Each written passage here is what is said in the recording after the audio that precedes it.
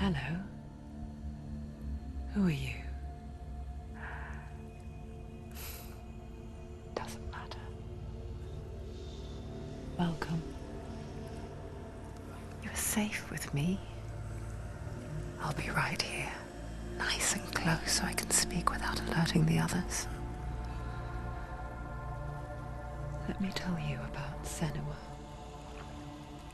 Her story has already come to an end, but now it begins anew. What's happening? It's breathing. Dead. It's breathing. It's breathing. Yeah. He knows she's getting closer. He can feel her coming closer.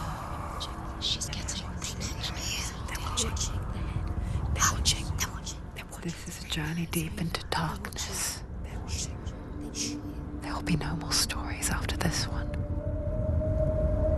What is she doing? Why is she doing this? They're watching. Why doesn't she feel you coming? She's doing this for him. She wants to rescue him. He's already can feel you coming. Quiet.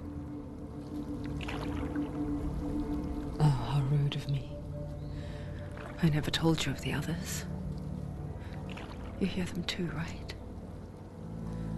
They've been around ever since the tragedy. Well, that's not quite true. Some are old, some are new, but they've changed.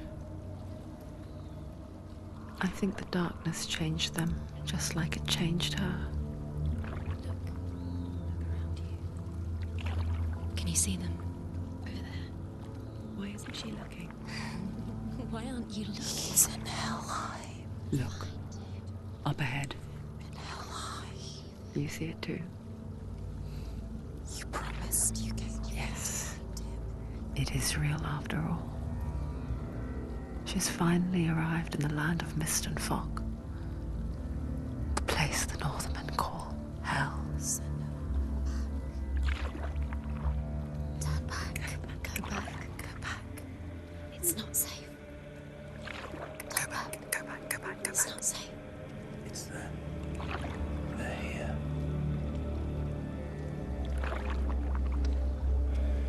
Can you see that? I can see it.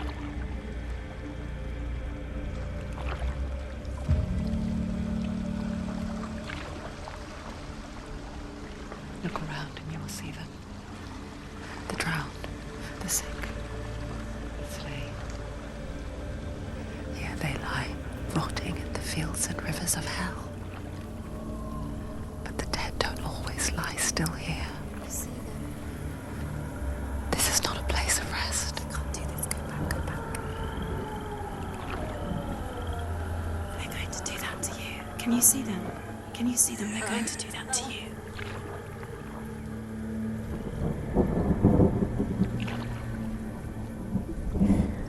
They're watching. Stop. Can you feel them watching? They're watching her. They're watching her. You're so close to the darkness. Go back. Can you feel it?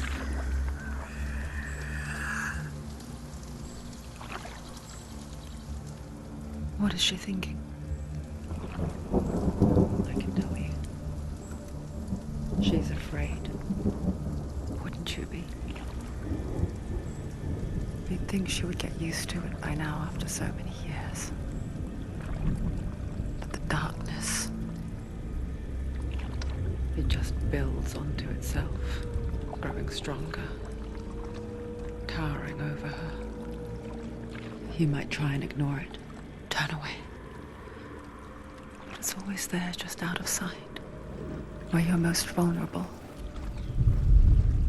It's like it knows that just enough light is all you need to see its suffocating power.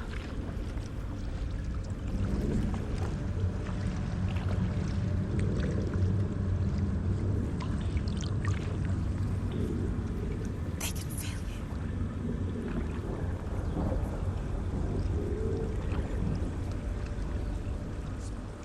you. You might think she's brave to go on this journey on her own, but it isn't bravery that drives her. bravery only means something to those afraid of death. Senua's fear runs far, far deeper.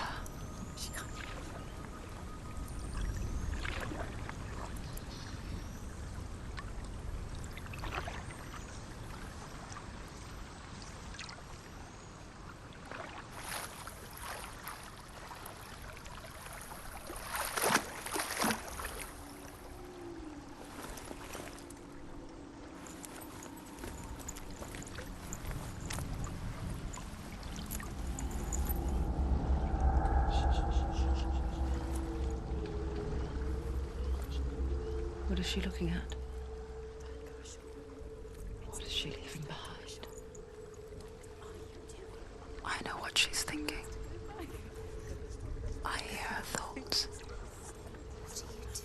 It's not too late to get into the boat and go back.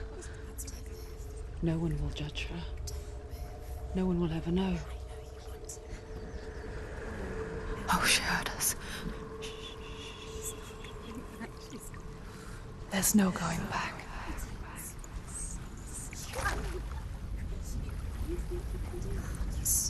You can't do it. Senua pushes away a world that conspired to cause so much suffering. There's nothing to go back to, and worse to look forward to. Why don't you join us? Maybe you too have a part to play in this story.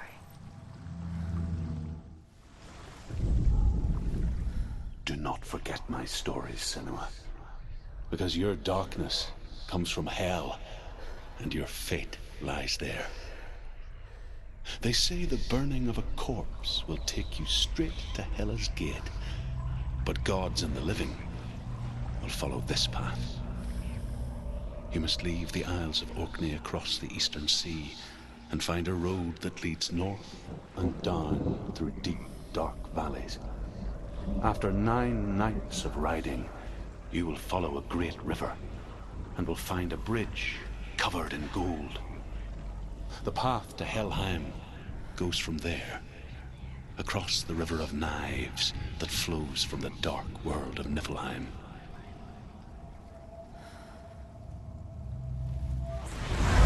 Darkness is coming. Yearns for life. Hungers. That pack of wolves in hand. But she's not stopping.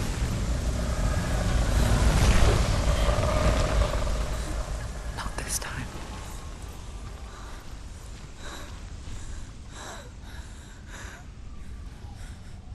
Can you see it?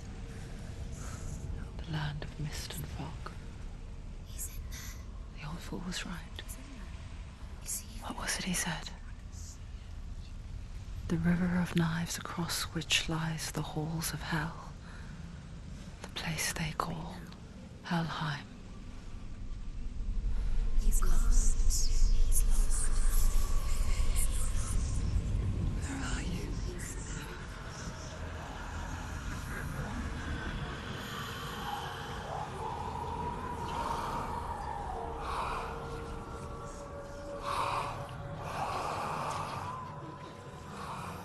I hear you.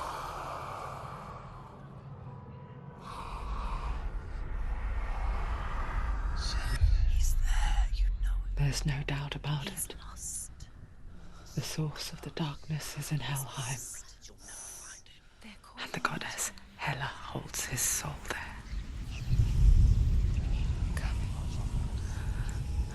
Her dear beloved, Dillian.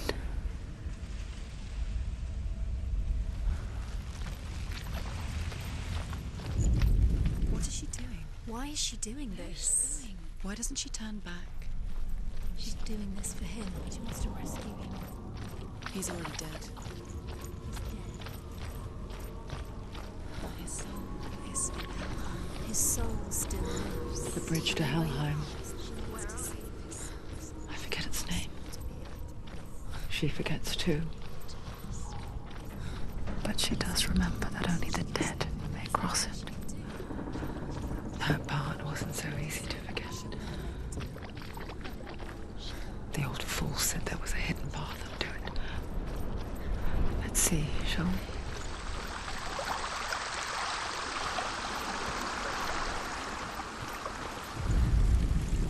Northmen speak of 9 worlds. The world of men they call Midgard. Sky gods dwell in Asgard. The gods of earth, harvest, wind, and sea dwell in Vanaheim. The good elves dwell in Alfheim. The evil ones dwell in Svartalfheim. The mountain giants dwell in Jotunheim. The fire giants dwell in Muspelheim. Niflheim is the world of ice and darkness. Only the dead dwell in Helheim. And that is where you must travel.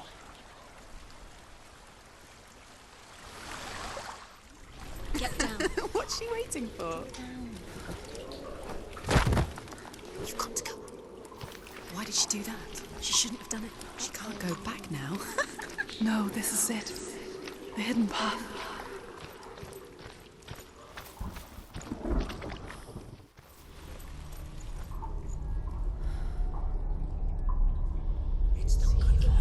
It's going to hurt you.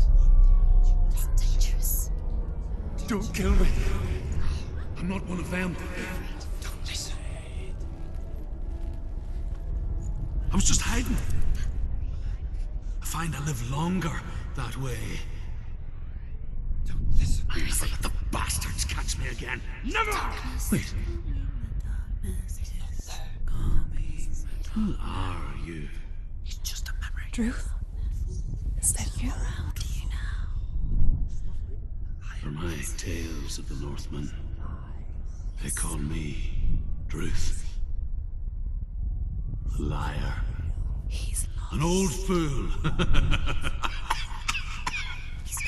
Truth is my truth. It's good to see you again.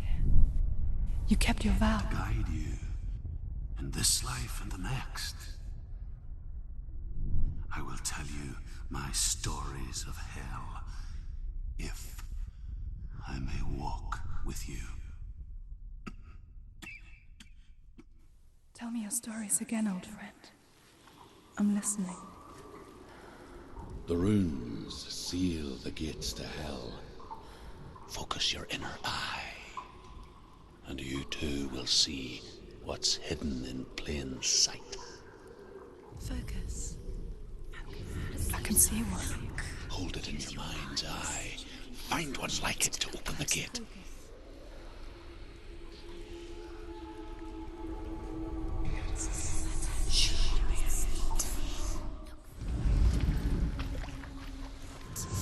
It's near.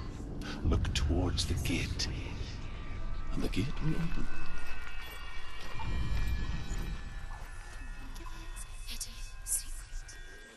The gate is open. Go through the gate. Go through it. It's dangerous. Follow it. What's behind the gate? Where will it take you? It's not safe. It worked.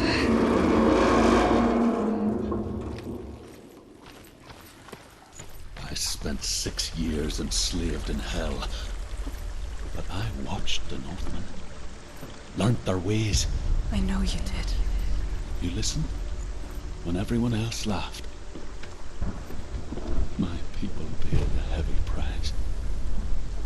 Carry my stories with you, and together we will make the Northmen feel our fury.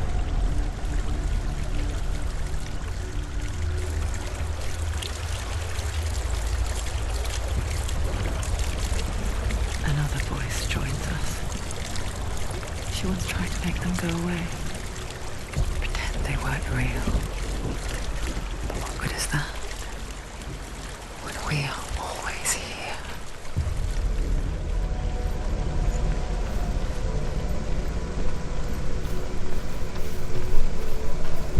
I guess it's the same with heights. You can stand on the edge, pretend it's going to be okay.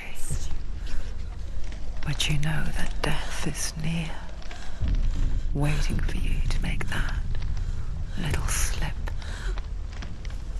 You can't just wish things away.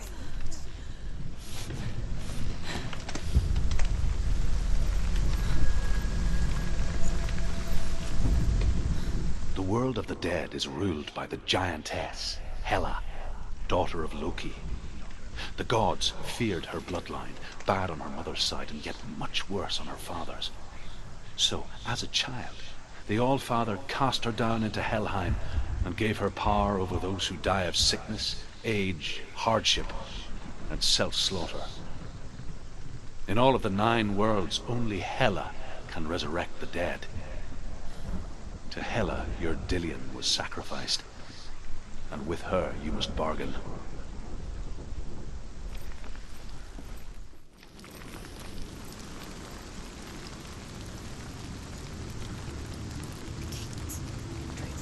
Stay back. Look at it. You have to open it. The gate to Helheim divides the living from the dead. Is that the face of Hela herself? The half-rotten goddess that rules over Helheim. Whatever horrors lie behind that door, she must find him. Shh. Someone's here.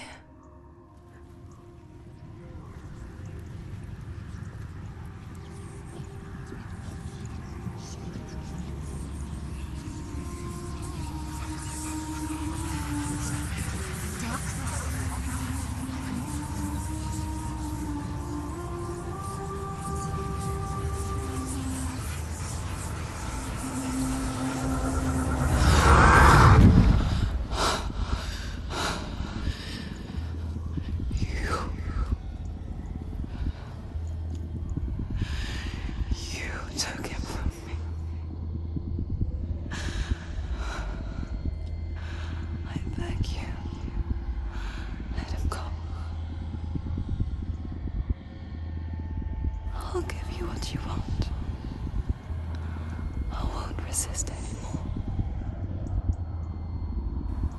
Just give him back.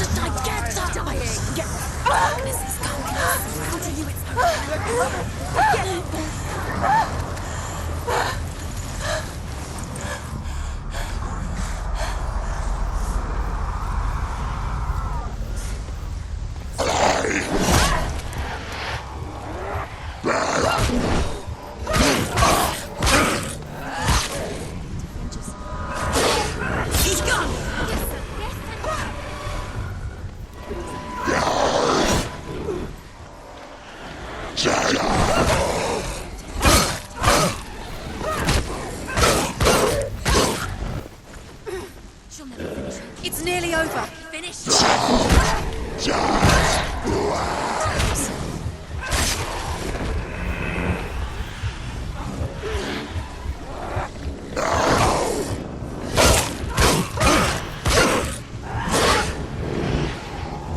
won. You can do this. Go ahead.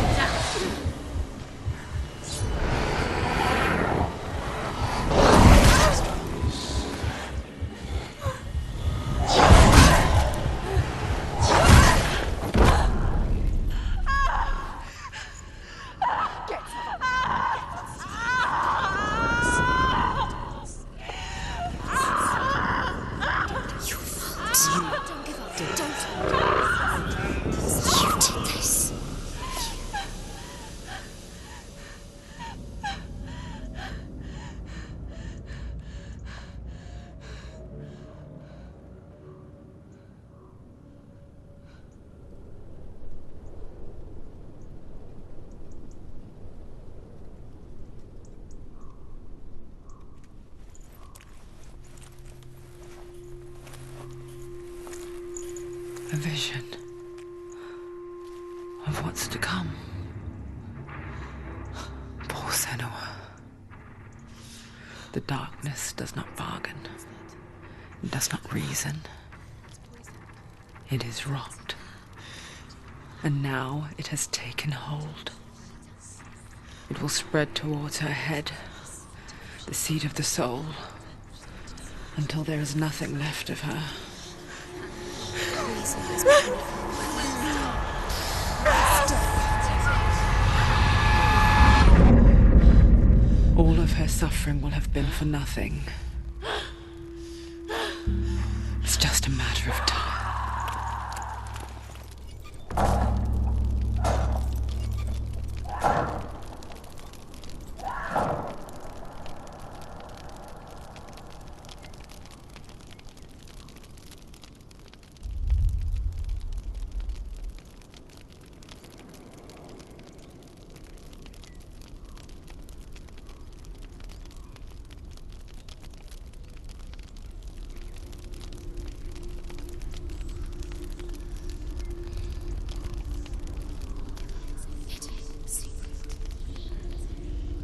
The hardest battles are fought in the mind.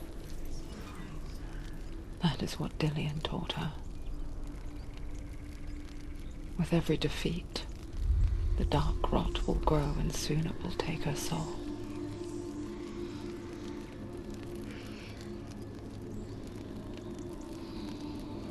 But for now, at least, she still has control of her mind. And she will fulfill her vow. Whatever the cost.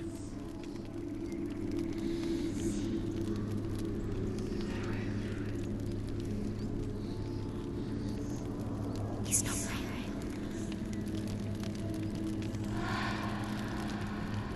Listen to me, Senua. The goddess Hela lies behind the gate to Helheim. To open the gate, you must first face the gods that guard it. The god of fire, Sigurd, and the god of illusion, Valravan. Spill their blood to open the gate to Helheim and enter the land of the dead. To Dillian. To his soul. It won't open. How will she get through? Why won't it open? Why can't she open it? The Northmen say that in the beginning there was nothing but darkness. Bitter cold to the north, fiery hot to the south. They say the cold formed ice, which melted from the sparks from the south. The power of the darkness gave life to the dripping ice, and the first giant was born, and was named Ymir. The ice continued to drip, and the power of the void gave life to it, and it became a cow, whose milk fed the giant. That's right, a cow, but you weren't expecting that.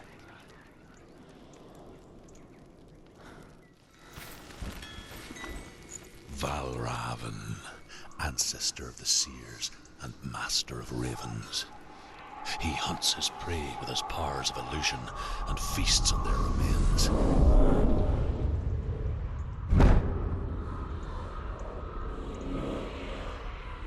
Follow the path to Valravan and defeat him in battle to earn his mark. The gate to Helheim cannot be opened without it.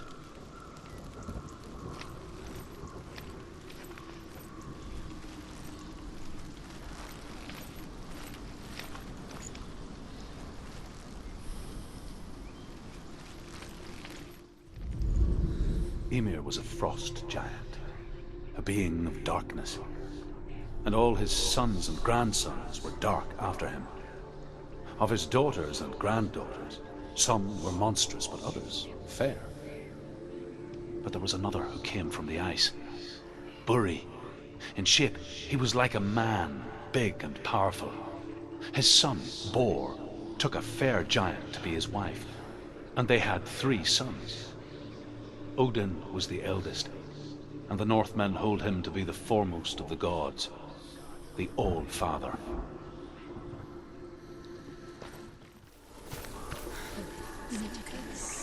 Focus. Illusion hides the path to Valravan.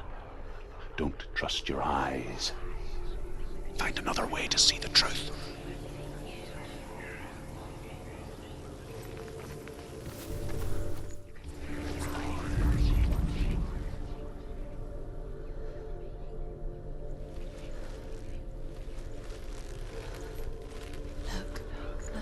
Something's different. Can you see? It's funny. We all want to see behind the veil, don't we? But once we do, we We mostly just close our eyes again and pretend what we saw was never really there.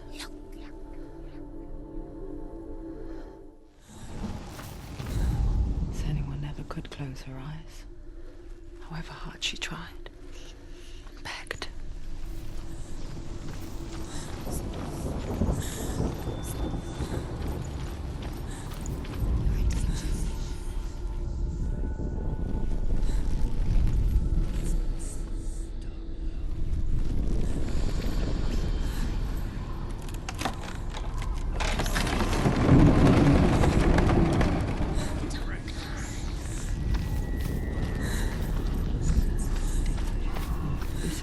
She pays for seeing things differently. Because once you gaze into the relentless darkness, all that lurks within it can see you too. What is it?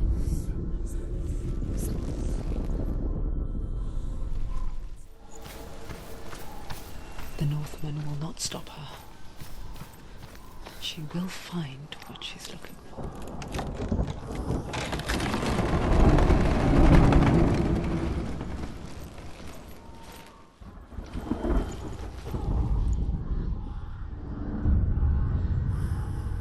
Valravan's power of illusion comes from ravens. Align the ravens to break his magic seal. Show me what you have seen, Truth. Look how much it's changed. It's all different.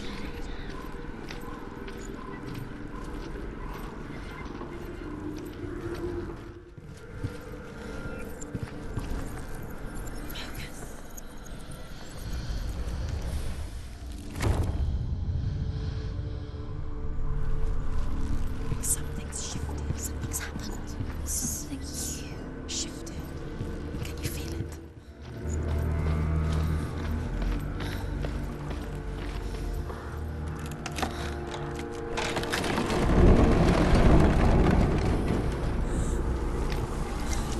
Do you feel it too? It's like crossing into another world that looks the same but feels different. An imposter world where the forest itself is watching. Another gate.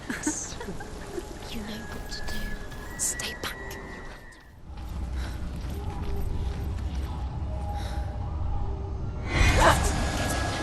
Get out. You fool. To break the seal, align the ravens with the mark of Valravan.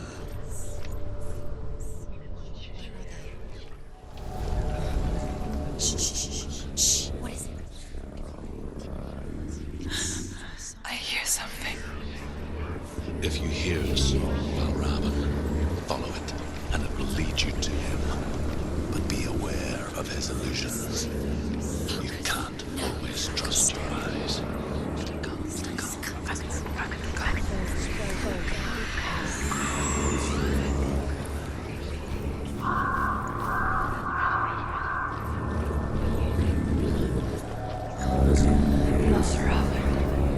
Challenge me.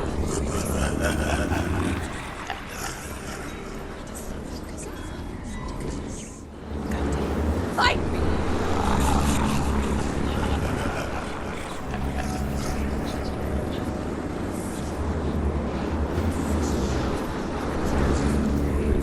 Is she lost? Like me the first time. Last winter, before the tragedy, she journeyed into the wilds of her native land, living off berries, roots, and rabbits. It's not uncommon, you see.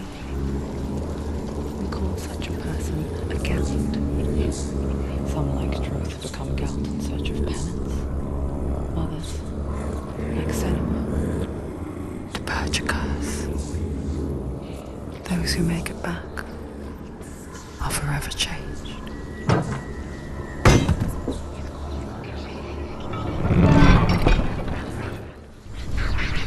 The Northmen say that Odin and his brothers killed Ymir, and that the world of men was formed from his corpse.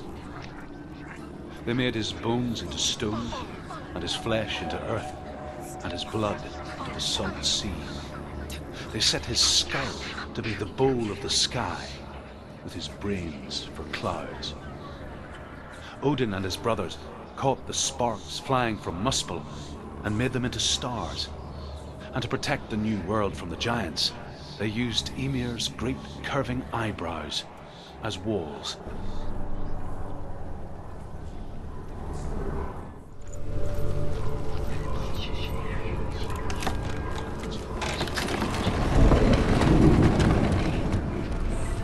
We picture fear, and we think of a shadow in the woods, a creature in the night. If only it were that simple. The worst kind comes without warning, a deep and primal signal from within. A reminder that just because you cannot see the threat, it doesn't mean that it's not already here. The Northmen say you must sacrifice in order to receive. They tell how the runes were revealed to Odin only in sacrifice. He hung himself from the world tree, and he stabbed himself with a spear, and he dedicated the sacrifice to himself. For 9 nights he hung on the tree without food or drink, and at last he saw the runes below him. He gave a cry, and gathered them in his mind and learnt them. Then he fell from the tree.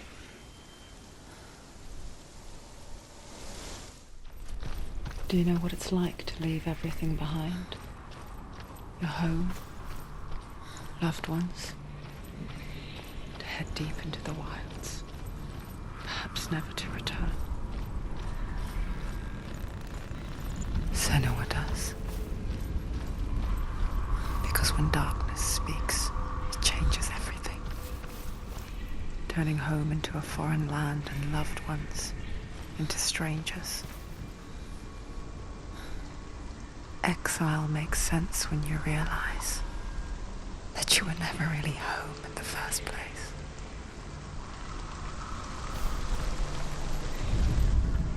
The Northmen say that Odin is always in search of knowledge and wisdom and magic. There was a very wise being named Mimir, who guarded the waters of wisdom which flow from the roots of the world tree.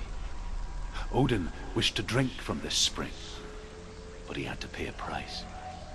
So he gouged out his own eye as offering to Mimir. He drank from the well and traded one way of seeing for another.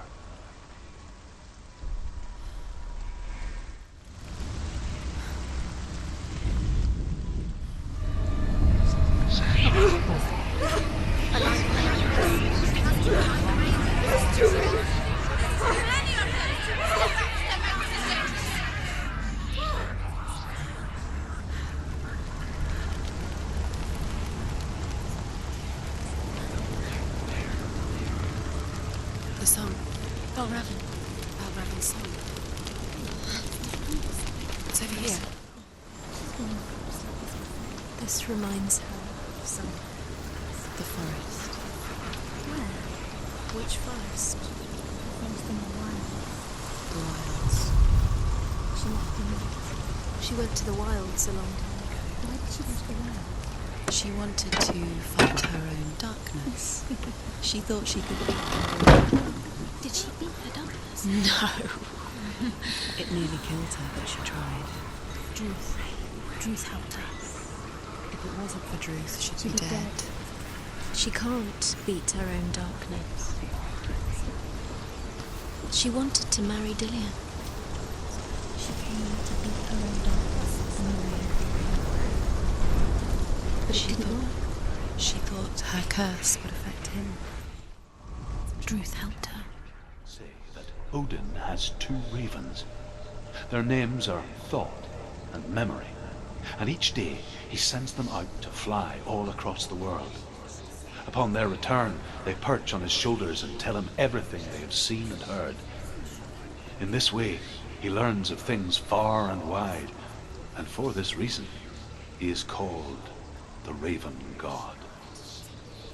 Senua, Like Odin, you must seek wisdom through thought and memory if you are to succeed in your quest.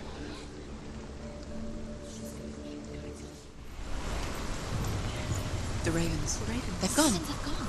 No, Half of them have gone. they've gone. Some are still there. But where? Some are still there. No, Raven's helping. He's not helping. It's a trick. Quiet. Raven. Out in the wilds, in the cold winter woods, Where have they gone? she no longer felt fit for this world. She almost gave in to the darkness. Almost. But she remembered Dillian's words. She remembered her promise. She resolved to fight on and kill that which had become a part of her.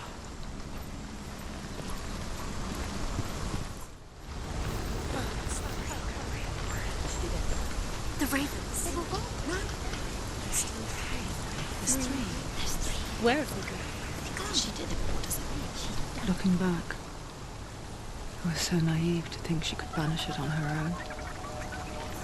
The further she saw into the darkness, the more she struggled to see anything at all. And the glow, the smallest hints of shape, sound, or thought, grew in strength until they consumed her whole. Before she knew it, the darkness had her in its claws.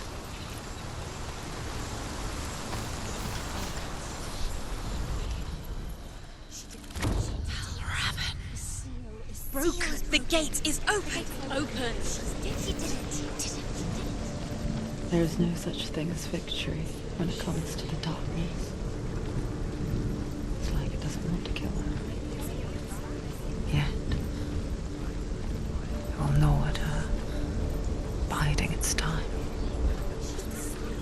Only when she is at her weakest will it strike to kill. Will she find Dillian before her time comes?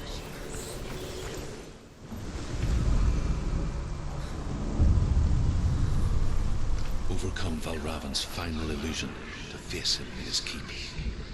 I know you can do it, Senua. You have the sight. We both see the darkness. We can fight it together.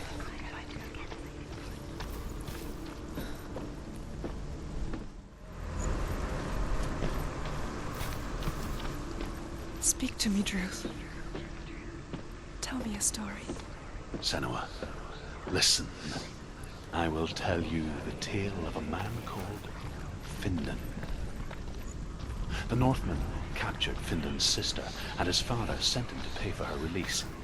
But they took his gold, put him in chains, and held him for a day and a night without food or water. Then they released him. I don't know why. Upon his return, his father's enemies in Erin set fire to his home.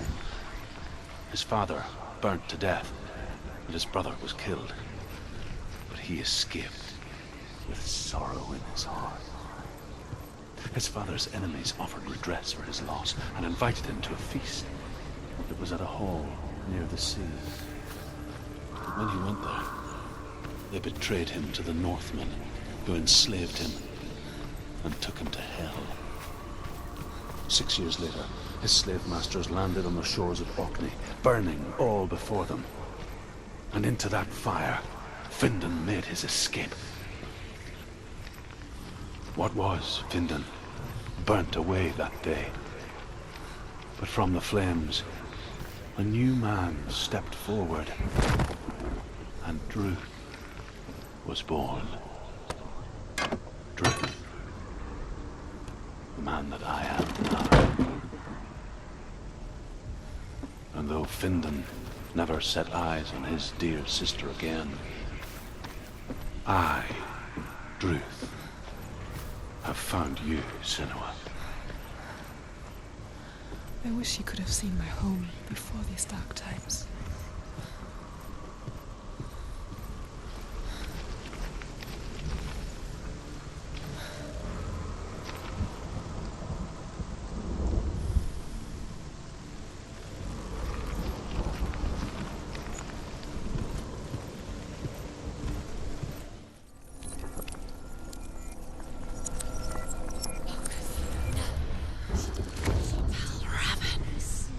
broken. The gate is open. Open. This darkness. I know it from the wilds. It's coming back for me.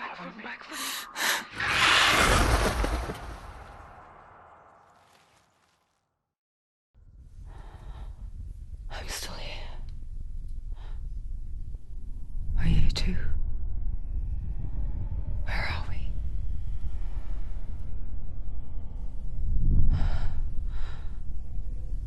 I remember.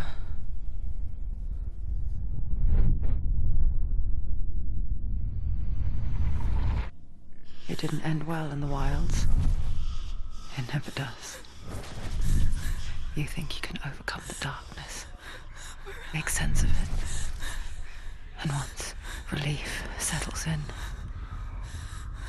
it strikes out of nowhere, throwing you helplessly back into the maelstrom, drowning the mind in fear, deeper, deeper, dragging you down so far into the void that maybe this time there is no coming back. But there, in the darkness, Senua, and she remembered what he told her. hear me. Reach out to me. Senua, take my iron mirror. Look into it, for it is a window into the underworld. Within, you will see the face of the darkness that you fear. And if you focus, like I have taught you to, you will also see that as much as the darkness has you trapped within its veil, it too is trapped within yours. Focus. Focus! Focus! I see you! I see you now! You led me to the wilds! You trapped me there!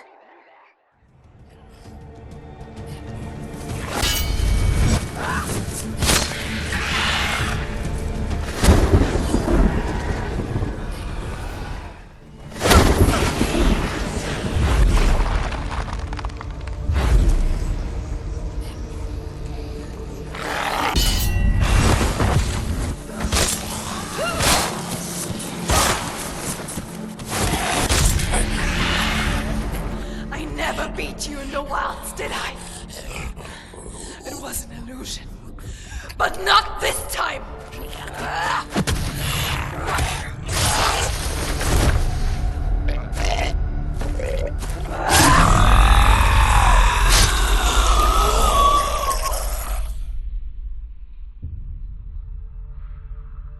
The mark of Valravan, one of the keys to the gate to Helheim. Hold it in your mind's eye. With every battle, the darkness grows stronger. Every victory bringing her closer to defeat. Unfair, isn't it? In those dark winter nights in the wilds, there were times when she considered letting go. If it weren't for Druth, a chance encounter in the wilds, she would not have heard his stories of the Northmen. And she would not have this chance to find Dillion's soul. I'm coming. I still hear you.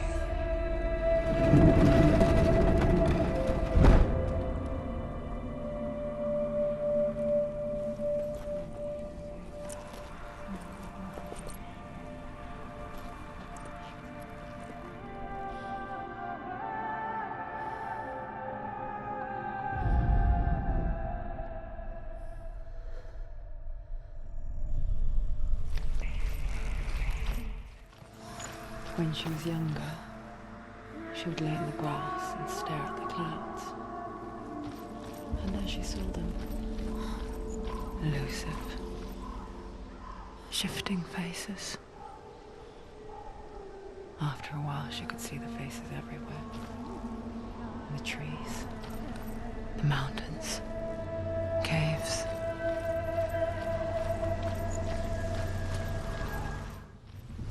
I wonder, can you see the faces too? They're there, if you look for them.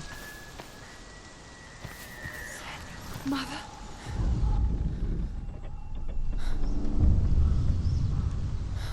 Senua, you have the sight. Just like I do. Once you can see into the underworld and all the souls within it will see you. Don't be afraid when they speak to you. I will always be here to guide you. Did you see her? That was her mother, Galina. She was a priestess, a healer. She taught Senua to see the weave that binds the world together. And it was beautiful. It was a time before the darkness. But when it did come, it first came for her mother. Senua still sees her face from time to time, hidden in the world. Like she's still watching over her. She misses her so much.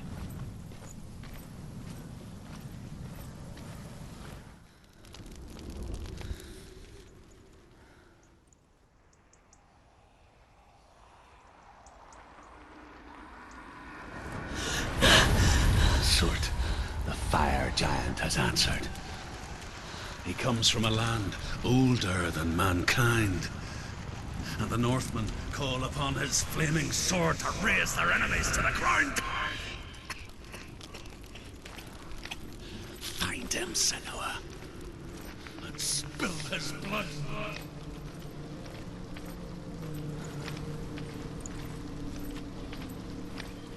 She found the wretched old fool on her way back from the wilds. An outcast. He was badly burnt all over. She took pity on him, for he was not long for this world. Like her, who spoke of his own darkness. The Northmen. The Northmen tell this story. Before the earth was created, there was a world called Muspel. Because it was in the south, it was bright and hot, flaming, burning. Sparks that flew out from Muspel became the stars. Other sparks melted ice in the frozen world of Niflheim, creating the body of the first giant, Ymir. Muspel is one of the 9 worlds, and is now the land of the fire giants. And people from elsewhere cannot endure a journey there.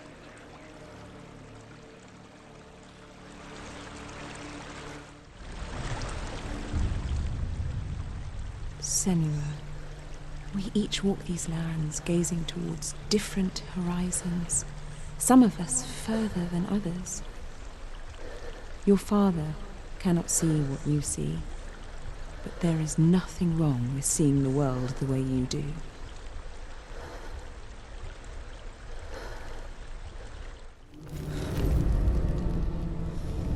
I can still smell it.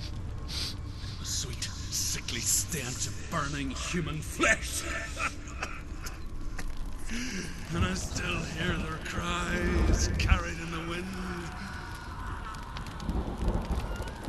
You hear them too, Senua?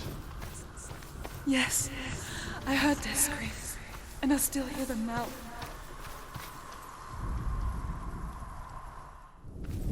The path to Helheim is sealed to the living. But you already walk amongst the dead. Look towards the gate, and you will see that it has opened.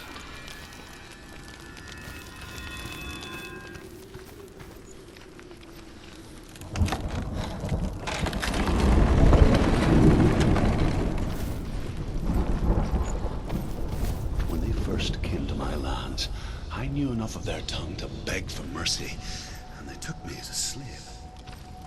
I wish now that they had slaughtered me like the others. I rode their storm of fire, death, and slavery to many lands. This darkness you speak of, I know it well. And I'm still here to fight it.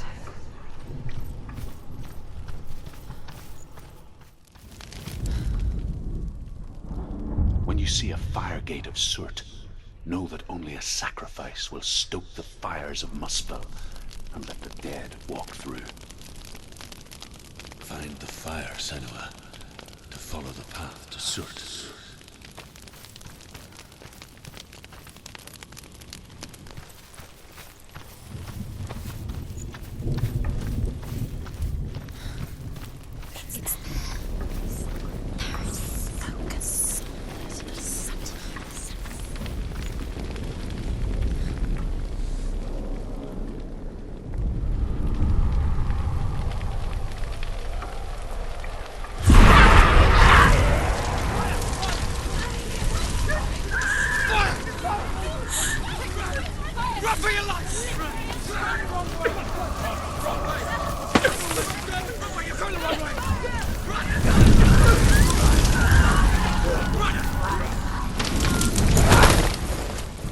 Hell will not give you the answers you want. But you mustn't look away from the horrors it does offer. Because you cannot overcome suffering if you refuse to look at it.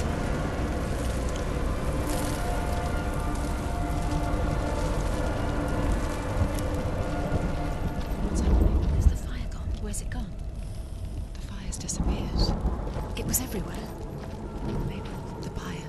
Surt is through Waiting there. for you. He's waiting for her. You can't get through.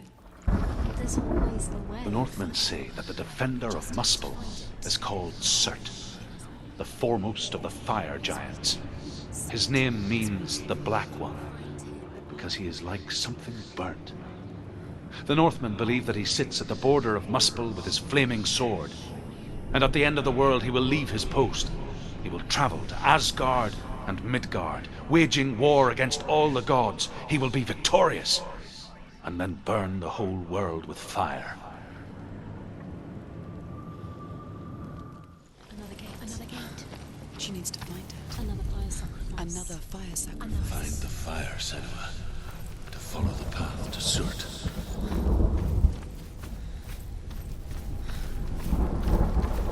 It's too far. She'll never find it. She'll never make her way back. She needs to remember the way back. The Northmen believe that the world will be destroyed someday. They call it Ragnarok, the destiny of the gods. Asgard will be attacked by Surt and the fire giants. A monstrous wolf will swallow the sun, and the gods will fight in vain against their enemies. There is nothing they can do to prevent it, but Odin ever seeks knowledge and magic, hoping to find a way to postpone that dark day.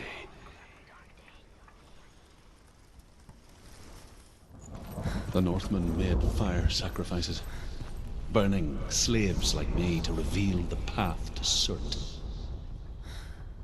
I searched for meaning in their suffering, in their eyes, but they just screamed like helpless pigs.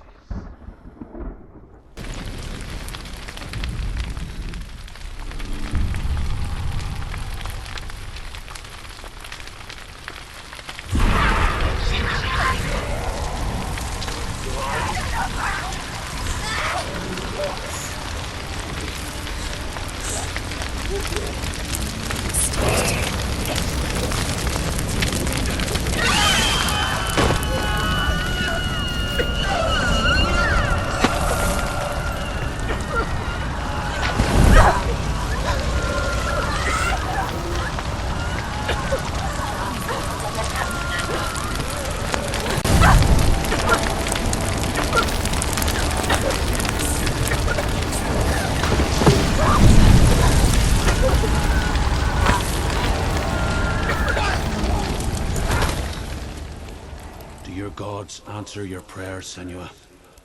I asked the gods for mercy, all of them, even theirs. None answered. In the end, I set myself free. Defy the gods, Senua! Find your own path, like I find mine! My gods abandoned me. I am alone.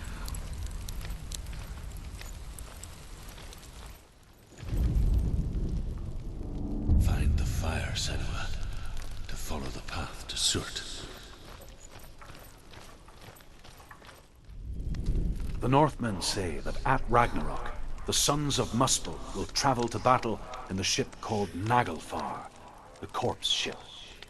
And when the sons of Muspel leave the ship and ride to battle, it will be as though the sky had split open, and Surt will lead them. Wherever he goes, flame will erupt before him, and fires will burn behind him. The Northmen of Hell worship the Devourers, insatiable gods of darkness. I come from Erin, Senua, where I once followed my own gods, the Tuatha De Danann. Why did you abandon your gods? Senua, I was a man of knowledge, not a warrior. To survive, I did things. Bad things. Like you, Senua.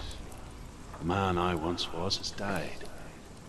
And when that happens, even gods you worship can die with you.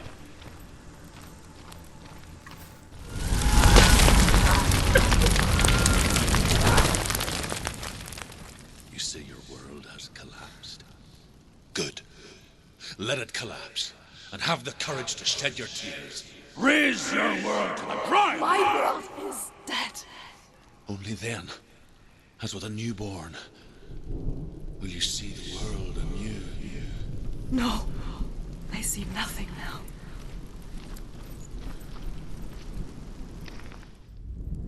The Northmen say that what we see as a rainbow is the bridge that goes from the world of men to the world of the gods.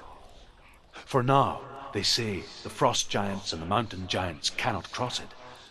But they say that when Ragnarok comes, not a thing in this world will be safe. The Rainbow Bridge will break under the onslaught of the fire giants riding on flaming steeds. Senua, I have seen the fire of Surt spread far and wide, and to our lands. Ragnarok is coming.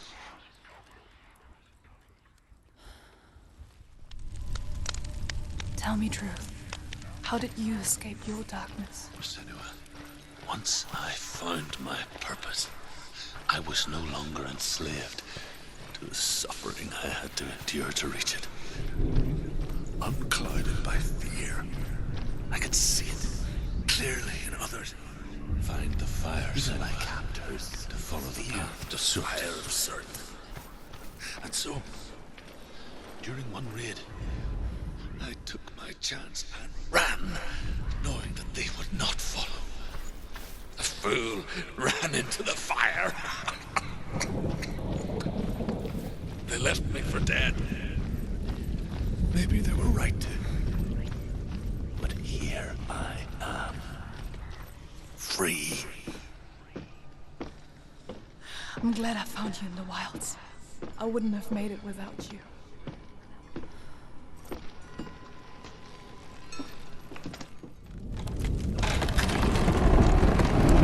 Senua, if I can survive the fire of Surt and escape my darkness, then so can you.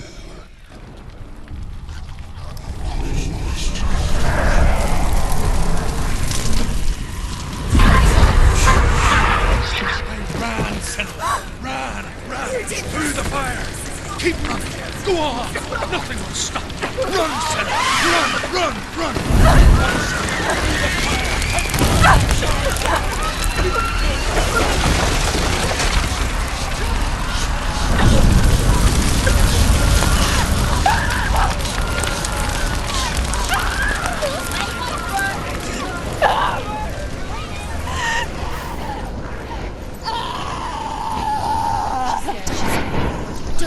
Don't. She's dying. It's him. It's him.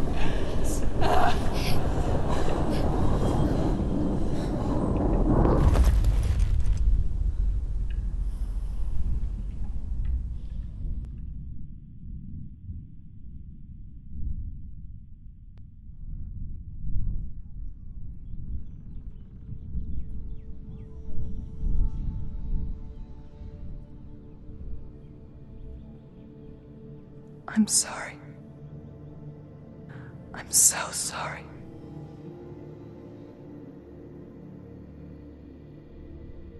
darkness takes everything. Everyone. Senua, are you sure you want to do this? We can fight this together, side by side. We always do. This is my battle. I have to face it alone, away from here. Where will you go? I don't know. For how long? I don't know.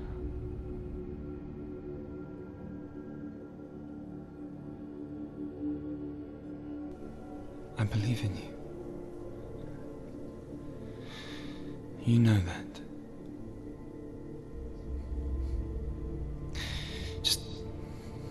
Just promise me that you will come back to me. I want you to say it. I want you to say it.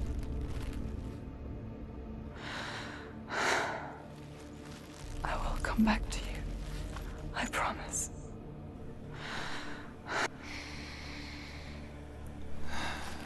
Come on.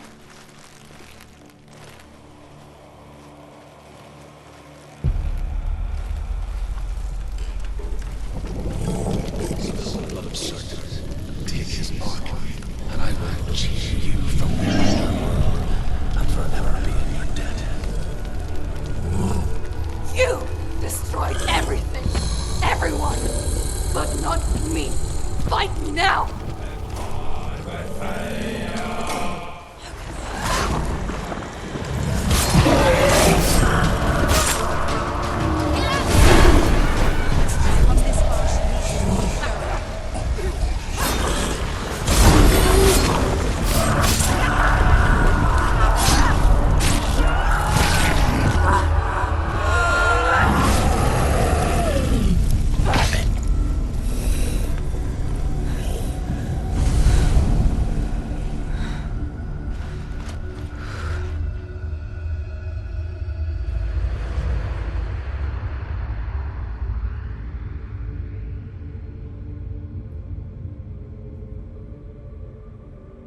For every battle won, a greater battle takes its place.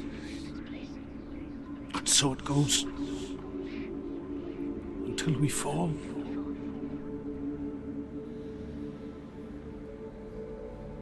And in the end, we all fall. Even the gods have their time. Yet we still go on.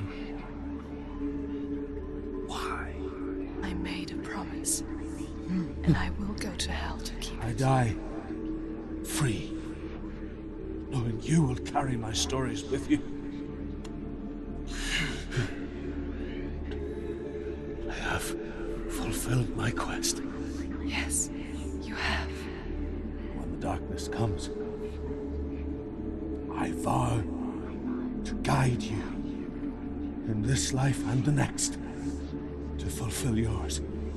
Then I will see you in hell. Be ready to face horror in the eye, as I have, to find your answers, your quest, your truth.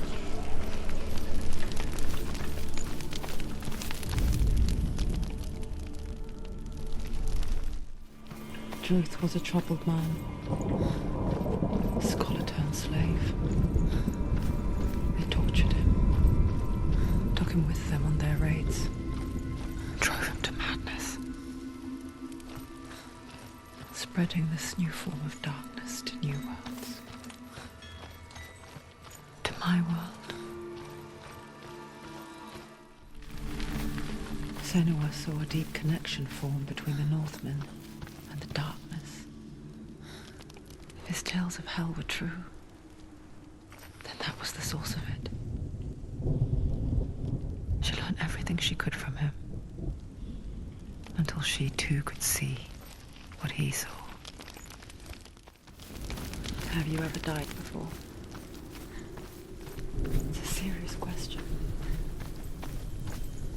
When the illusion of self is shattered, you simply cease to be. Though it may not seem that way to others, you know when it is true. You can feel it. A stranger in your own body.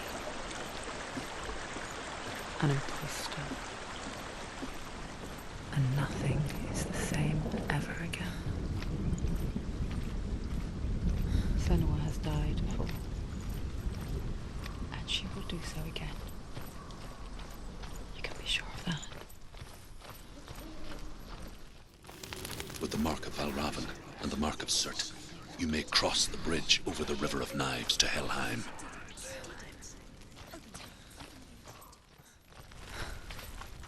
Why is she waiting? Open the gate. Open the gate. Don't. It's dangerous. It's dangerous. Don't open the gate. Darkness. Don't. She's done it.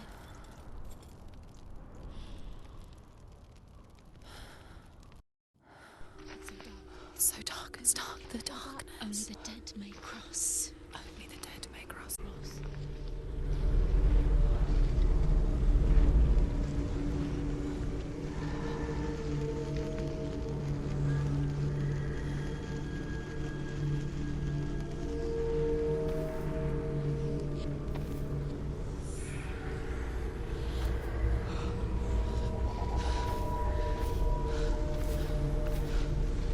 Truth? Anyone? There is no one here but me. Not you. Did you think that I would let you go? That you lost me back in the wilds? I will never let you go. You can't get rid of me. I am your shadow.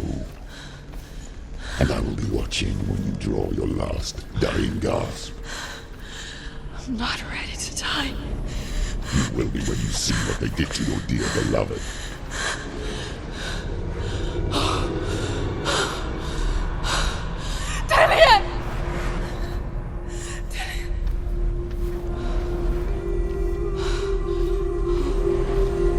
In this waking nightmare,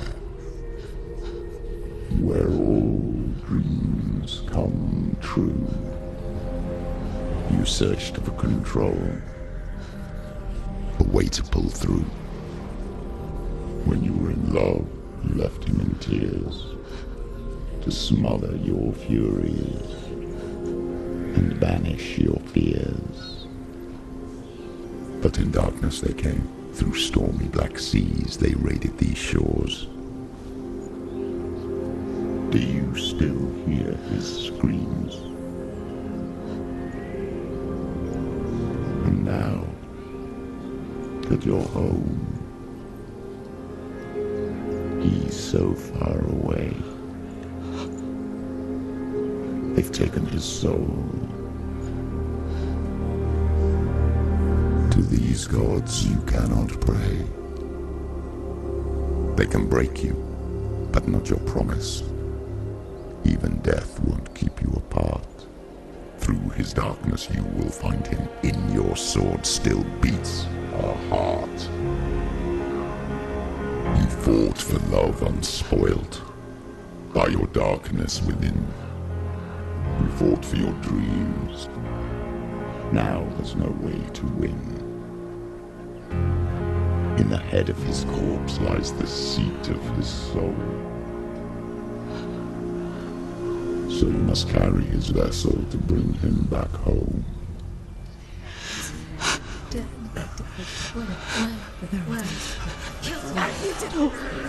did this! No!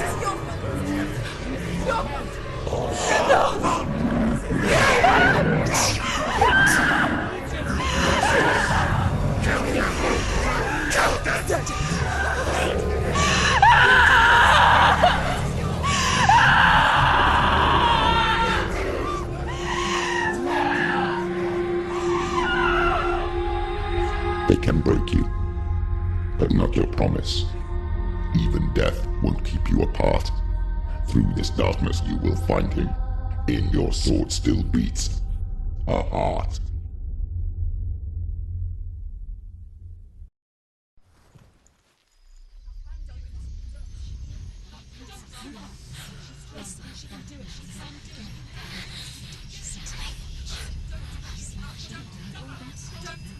The darkness touched you. Everyone could see it in the hollows of your eyes. A gaze averted from life. You ran from it but brought it nearer. Led it to him. An endless suffering worse than death. And you wanted to surrender. Abandon and to find peace with the gods. No. The darkness won't allow it. So you will walk into the lair of the beast. Look it in the eye, and you will go to war. This is your mission. This is your quest. There is nothing else here.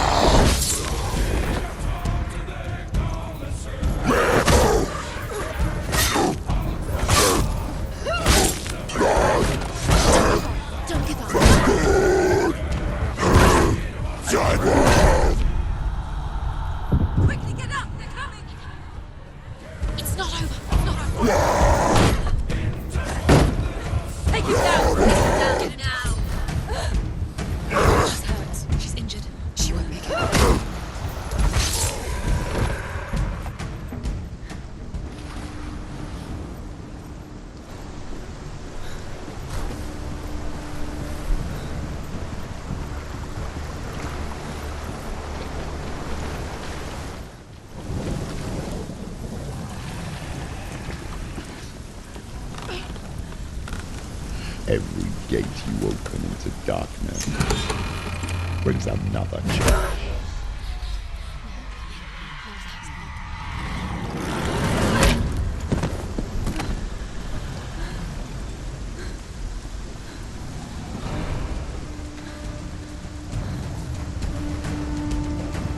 Get up, quick!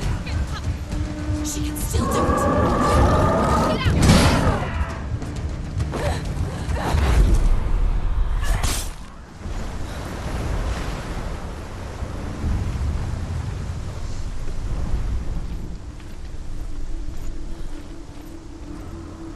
The journey to Helheim is never a straight one. Each must find their own path.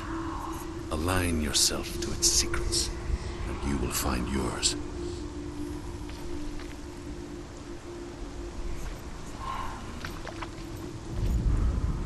However you come to the gold-covered bridge that leads to Hell, you may find it guarded by a giantess. She will ask your name. She will ask your lineage. She will ask your business. The Northmen tell of the warrior woman Brynhild, who leapt into fire and rode to Hell to join her slain love Sigurd, and is challenged by the giantess. Hela possesses large dwelling places in Helheim. Tall are her walls, high are her gates. The name of her dish is hunger. Her knife is famine. On her threshold all will stumble. Her bed is called sick bed, and her bed hangings are called flames of a funeral pyre. They say she is easy to recognize, half black and half the color of flesh, and her face menacing and grim.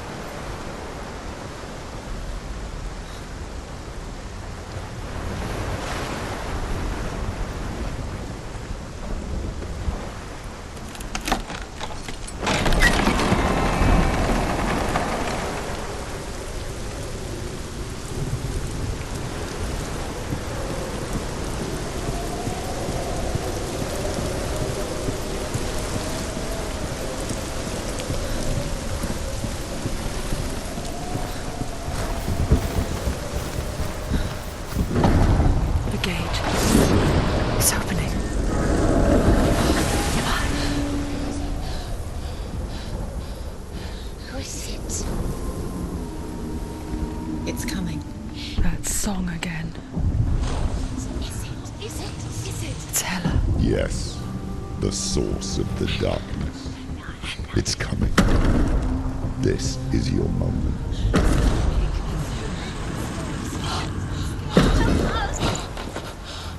I'm sorry. I can't watch this.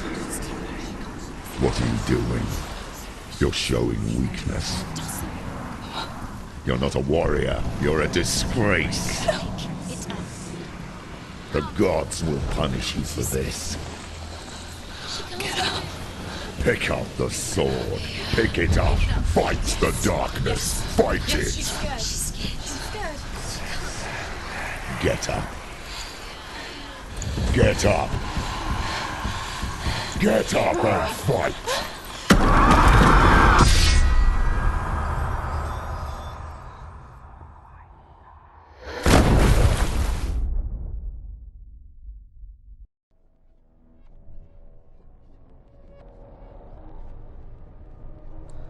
Stormy seas and lost souls.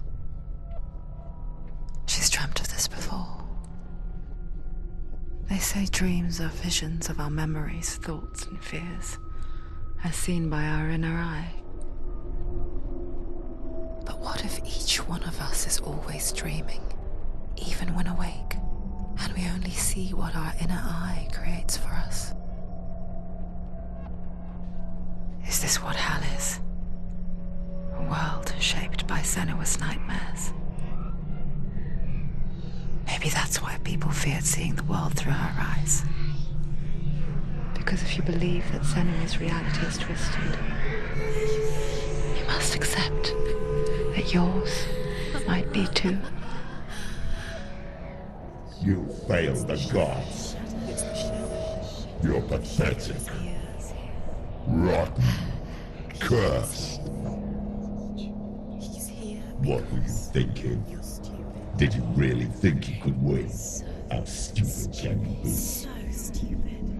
Everyone hates her. She's cursed. The shadow hates. Look at you. A warrior. Worthless. Weak. Pathetic. Go on. Feel sorry for yourself, because there's no one left to do that for you. Everywhere. You failed. What's that? Take it. If you're too much of a coward to fight, then end the suffering. Broken and lost. Just like your sword. Come on. Dare.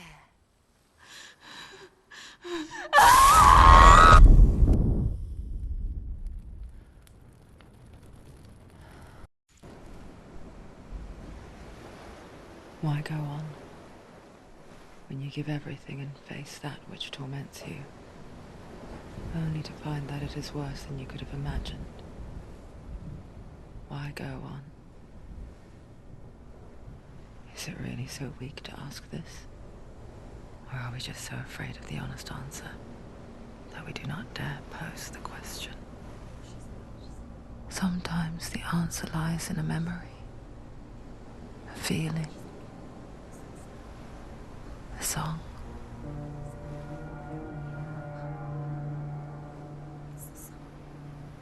It's not real. It's a trick. It's not real. It is real. Listen to it. Don't give up. Dillian. It's Not like this. It can't. It's not real. It is real. It's a trick. Don't trust it. Maybe you're already dead. Who are you? Do you still believe in yourself? No, it's not. It's a trick. She knows this. It's a trick. He's already dead. He can't be here. It's impossible. Dillian. Come to me. Please.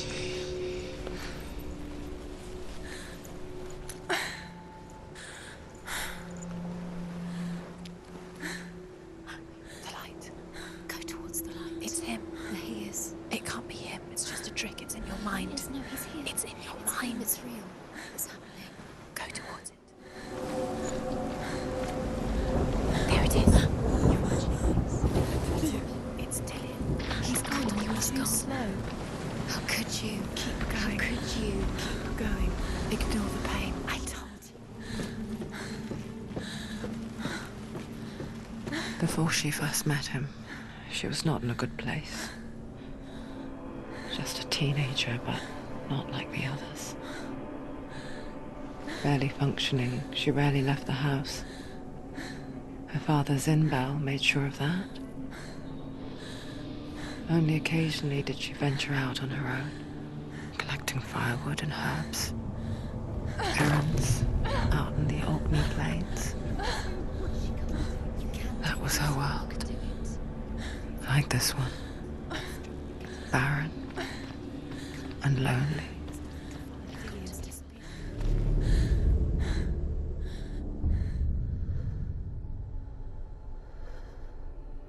Senua, there will be times that you will feel alone and exhausted, like a strange little fish swimming against the tides of the big ocean. But have the faith to let go and let the tide carry you away. Because the whole ocean is your home, and it does not ask you to swim against it.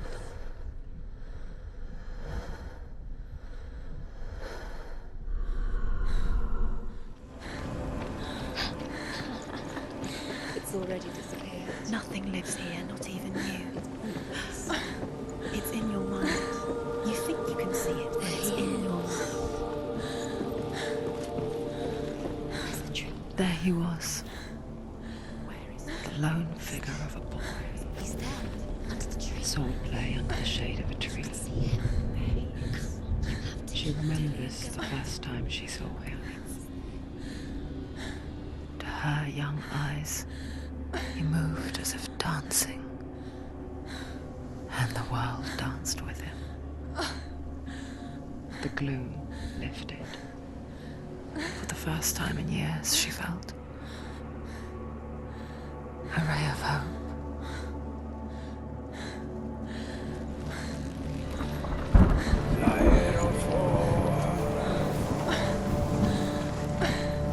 There's the tree. Where is he? He's there, under the tree. You can see him. Come on, you have to keep Dillian is going. waiting. Keep going.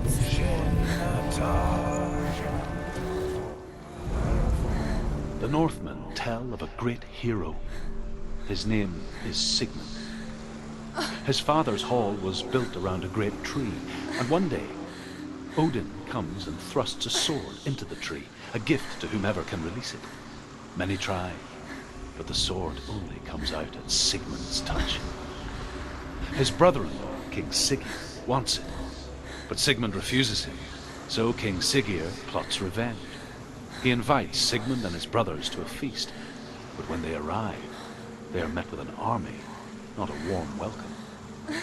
King Sigurd captures Sigmund and his brothers, steals his coveted sword, and readies them for execution.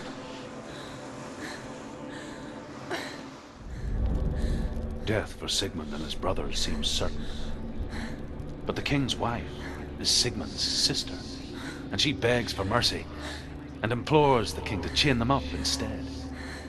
He agrees.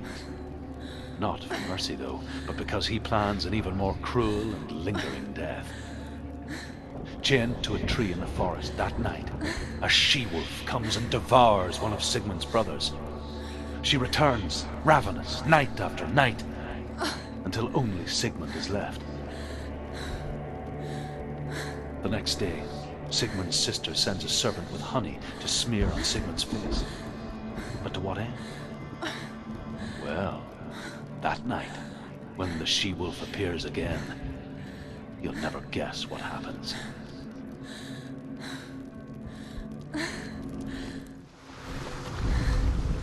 As the she-wolf licks the sweet honey from Sigmund's face, he bites the wolf's tongue. The she-wolf pulls away, but Sigmund holds on. The chains break, and he is free. After his escape, Sigmund lives like us, hidden in the forest. His enemy, King Sigurd, believing him dead, as his sister, plots revenge. And for vengeance to succeed, even the great Sigurd needs help. So she sends her sons to him. But their blood is weak and corrupted, and they're put to death by Sigmund. So his sister hatches a new plan, one that is cold of heart and pure of blood.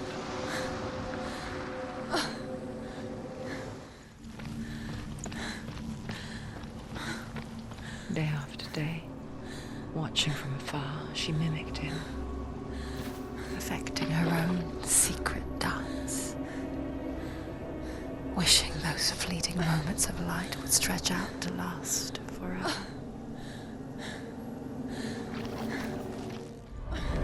Sigmund's sister trades shapes with the sorceress, and in disguise, she lies with her own brother. She gives birth to a son named Sinfjotli. After a time, she sends him to the forest to Sigmund. He tests the boy and finds him strong and fearless, and so they go to take their vengeance on King Sigurd. Luck is not on their side. They're captured, and Sigurd has them buried alive.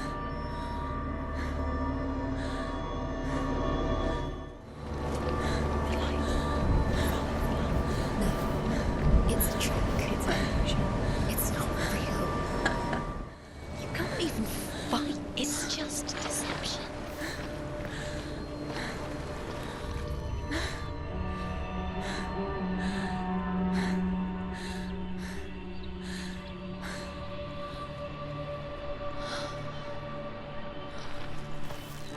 How does he so effortlessly court the world and bliss?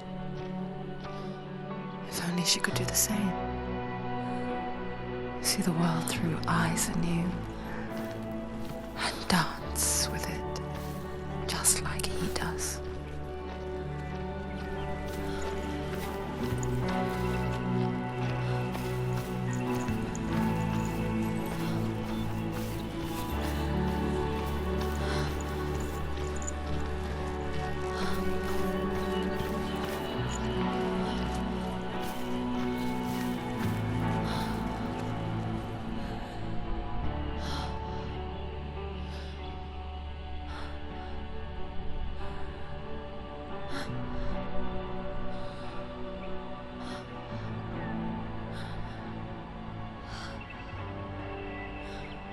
What's your name?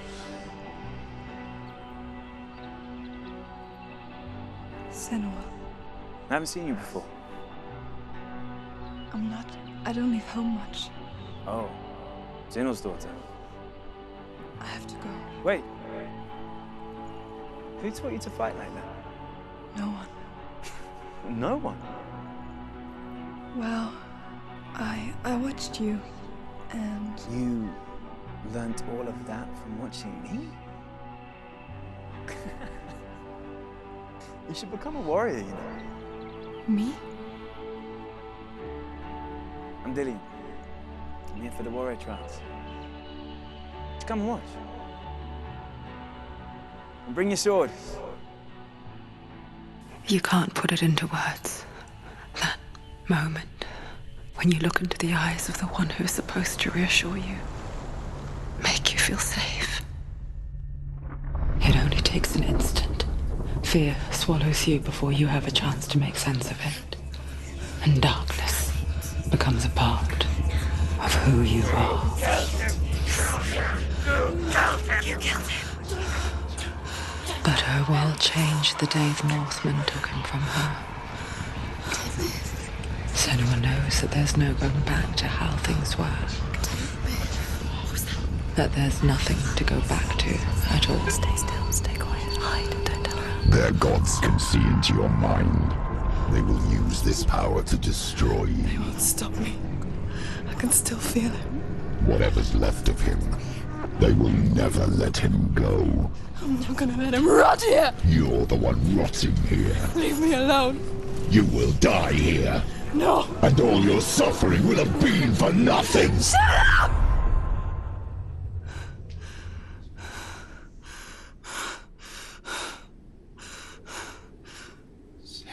Dillian? Is that you?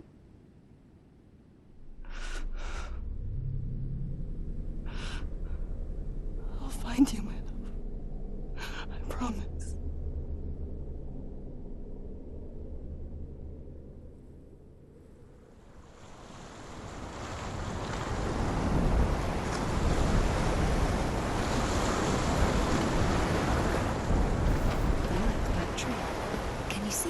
You want to believe it. Is he not real?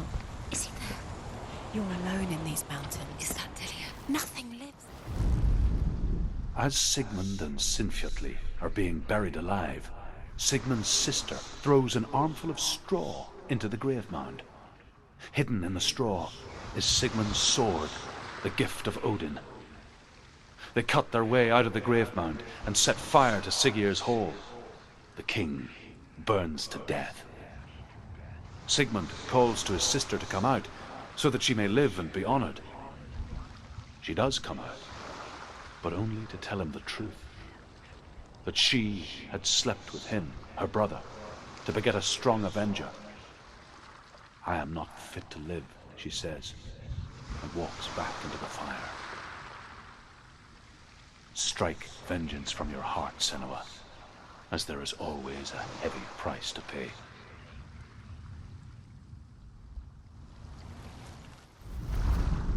And here is the end of Sigmund's story. He was a fierce and great warrior who fought many battles. But one day, an old man came onto the battlefield. Although shadowed by a hood, Sigmund saw that he only had one eye. The man raised his spear, and Sigmund struck at it with his sword, but the sword shattered into pieces. Sigmund then knew that this was Odin, and thus that victory could not be his. He bowed his head and accepted his end. Dying, he tells his wife that she is with child, and that her son will one day make a great weapon out of the fragments of his sword. The sword named Gram.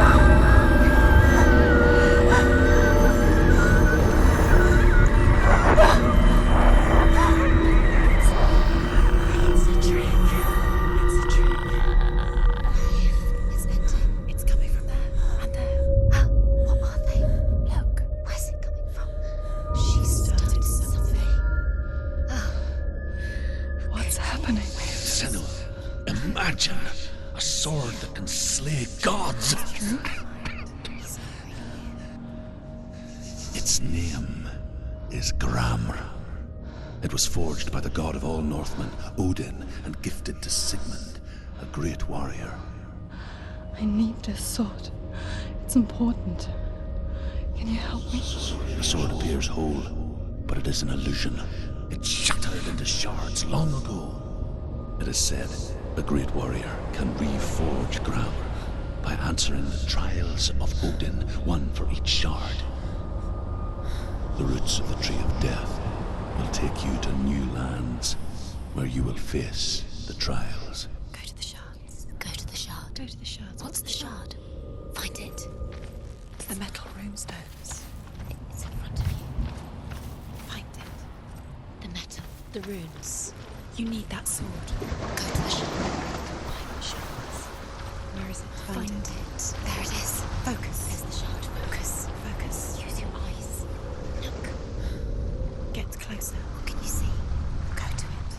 It's not safe. A king in the north forced the dwarves to make a sword that would never fail and never rust, and that would slice through iron and stone and bring victory to its bearer.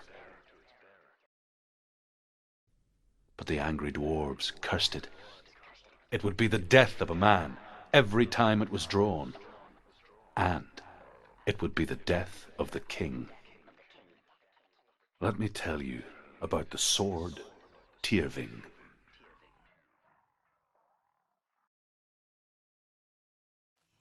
I don't recognize this place.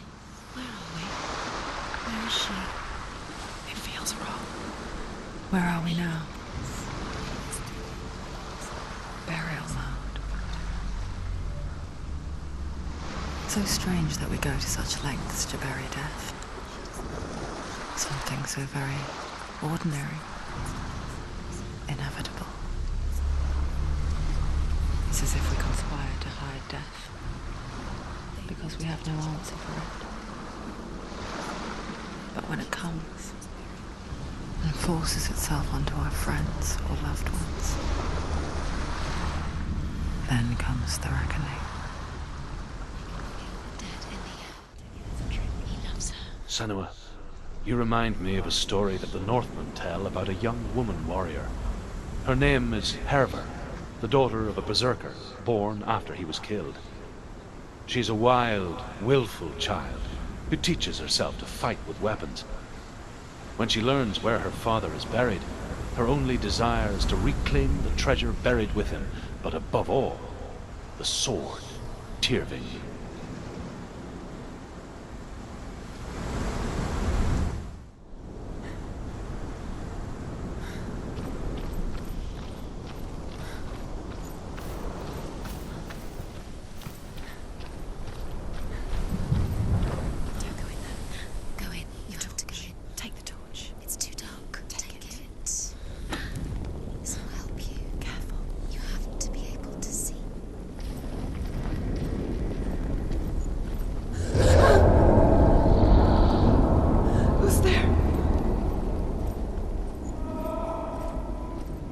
Dillian, I'm here.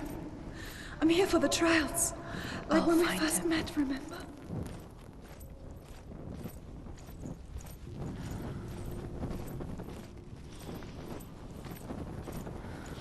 What's that? Did you hear that? Nothing. Was that voices? Is that his voice or the voice of the dead? Not Dillian. Dillian's calling to you. Can you hear him?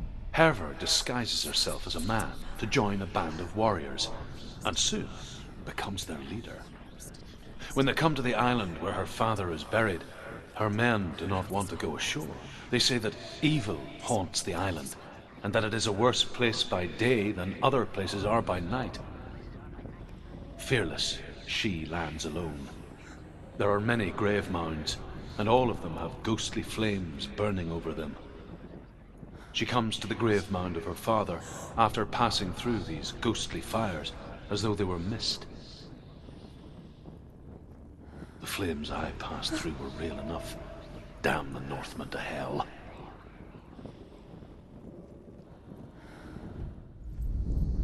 Within the burial mound, Hervor calls on her father to wake from death and bring her his sword. She says that it is not seemly for the dead in their grave mounds to bear valuable weapons. Her father answers with words of warning. You go to your doom. Baleful runes surround you. You have gone mad. You have lost your mind. Your thoughts are confused. It is dangerous to wake the dead. Like I said, she reminds me of you.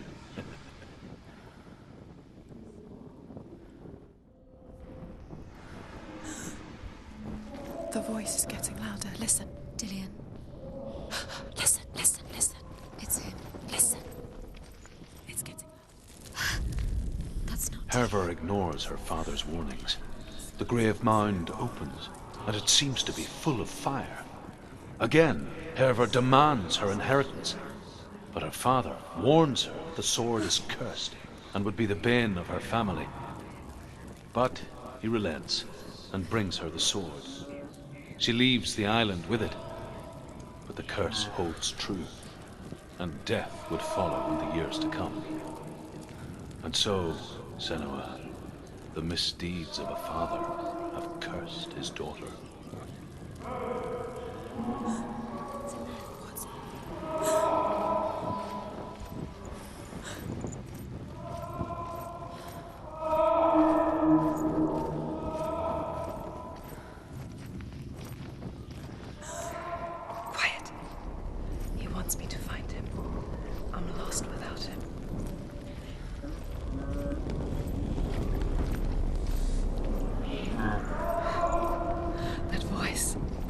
It's not Dillian.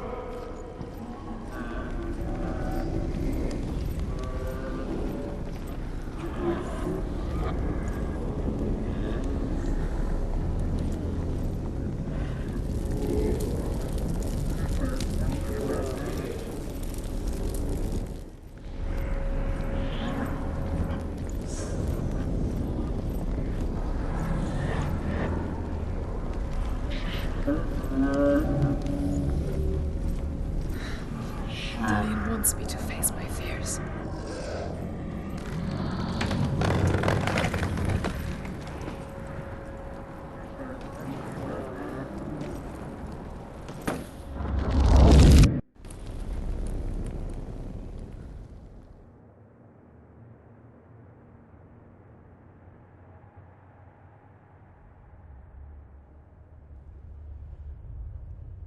Father?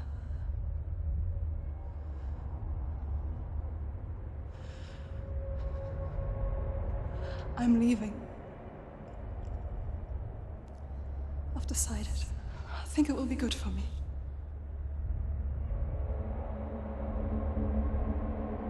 It's the darkness.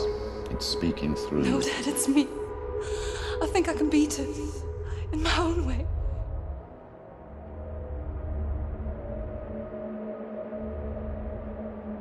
I can see the darkness in your eyes, child. I met a boy. Boy. The chief said so. No. He said he could help me. It's a trick. He said I could be normal. Normal? Yes. No boy is going to save you. No one can. When they see the rot growing inside you, No! they will turn their back on you. The gods can only fix you through my hand. You're going nowhere. No. You will not defy the gods.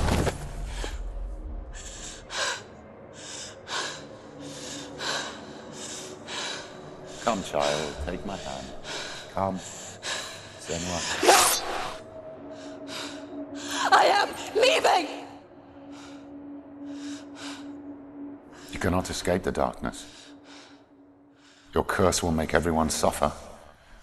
You will have blood on your hands!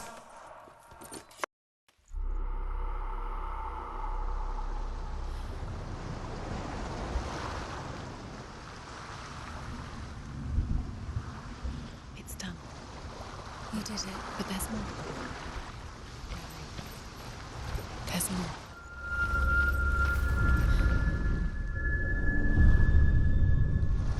I want to tell you a story about a god of the Northmen called Baldur. The second son of Odin. He was beautiful, good, and wise. He was fair of feature, he spoke fair words, he gave fair judgments. Light shone from him. Only good things were told of him. Yet he was the first of the gods to die.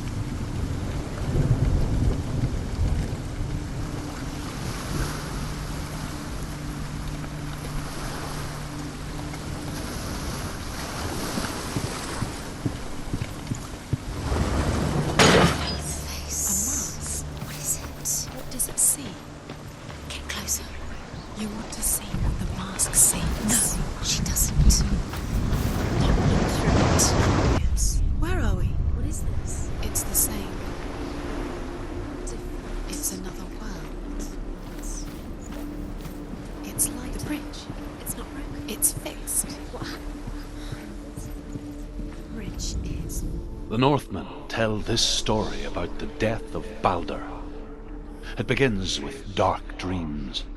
Night after night, Baldur dreams of his own death, and the gods fear for his life.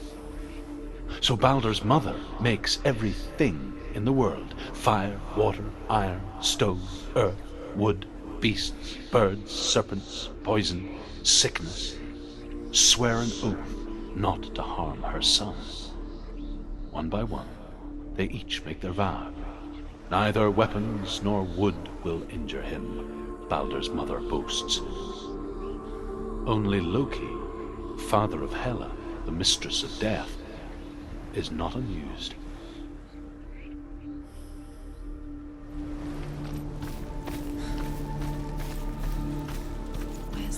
The world once seemed so simple.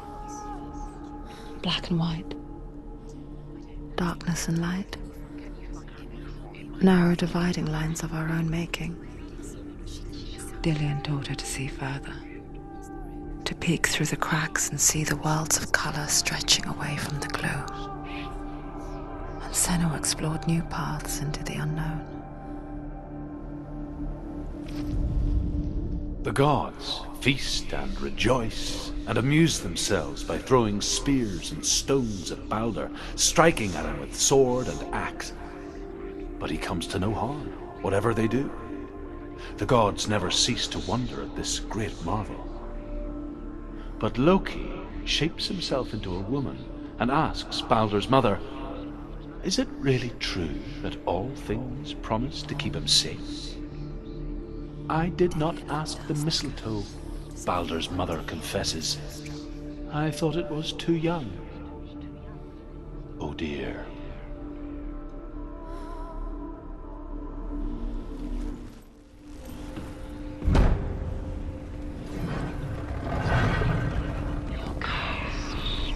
There he is. Where are you taking He's me? up there. He's up there. How do you get up? There's a way. Loki makes a dart out of mistletoe and goes to the gods as they throw things at Baldur. The blind god, Huth, was there. Loki asks him why he wasn't taking part. Huth says, "I cannot see where Baldur stands, and even if I could see him, I have no weapon." Loki replies, "Here is a wand. I will tell you where he stands."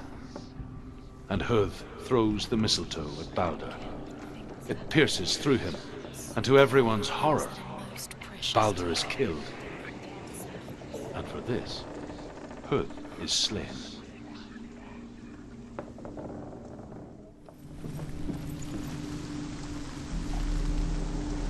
Your curse has claimed Dillian. He didn't know. The Northmen tell how the gods mourned Baldur. His body was to be burnt on his ship, but they could not manage to push it into the sea and sent for a giantess to do it. She comes riding a wolf and has vipers for her reins. She pushes Baldur's ship into the sea with such force that the ground shakes and the rollers burst into flames. When Baldur's wife sees his body carried onto the ship, her heart bursts with grief and she dies. She's put next to her husband, and the pyre is lit, sending the dead to hell. But even so, the gods cannot accept his death. His love has tortured you. Years had passed since she left her father. She trained hard alongside her friend, Dillian. She saw things no one else could. Patterns, shapes, movement. An intuition that made her an exceptional warrior. Friendship turned to love. But the shadow of darkness never let her go, and she was caught between two worlds. That of Zinbel and her past, and Dillian, her future. Two realities tearing at her soul. Overcome with grief, the gods send Hermod to ride to Hell and ask Hela to let Baldur return home. All the gods are weeping, he says. Are they? Asks Hela. We shall see if he is truly missed. If everything in the world will weep for him, he shall go back to the gods. But if even one thing refuses, Baldur stays with me. The gods send messengers everywhere. Weep for Baldur, weep him out of hell. And everything wept. Men, beasts, earth, stone, trees, metal, everything. In a way that nobody else did. Except for a giantess they found in a cave. Baldur was never my friend, she says. Let hell keep what she has. The Northmen say that the giantess must have been Loki in disguise.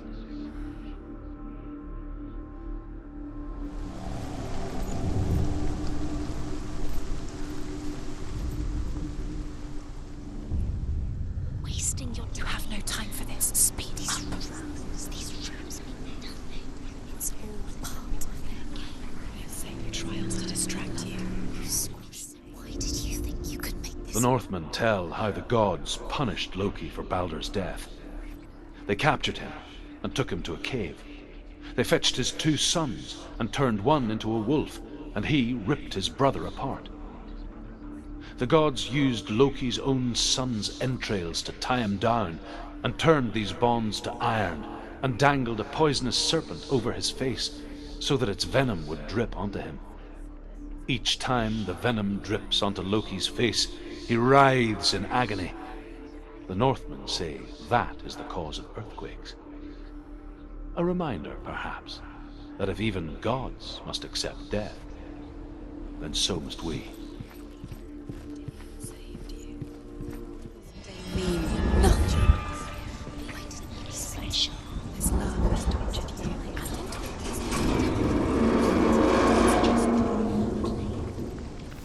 What if the gods are laughing at her? Messing with her. It wouldn't be this. Be the first time. Dillion!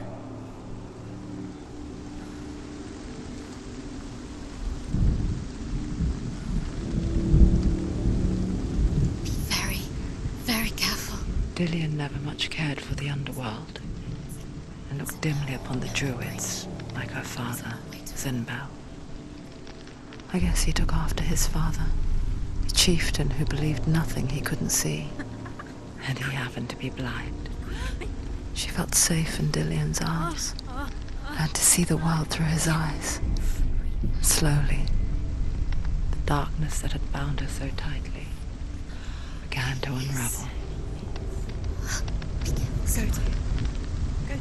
That's it. Quicker. Quicker.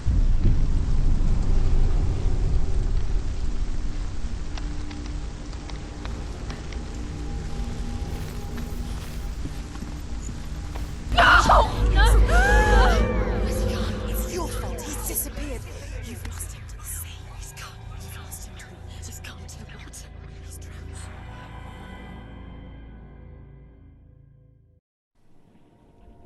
Senua, your father cannot understand your darkness. He cannot see through your eyes. No one can.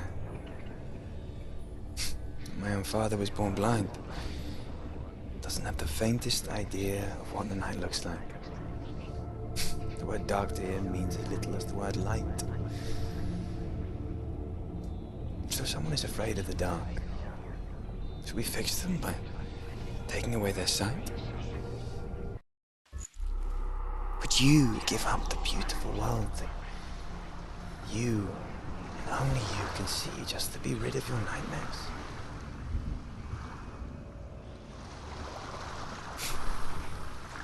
Or is this the price you pay for the gift you have? A gift that makes you so special in my eyes.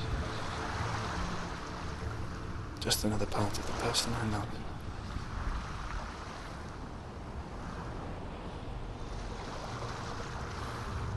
I left for the wilds to protect you from my darkness. Because I love you. But it made it worse. I'm so sorry.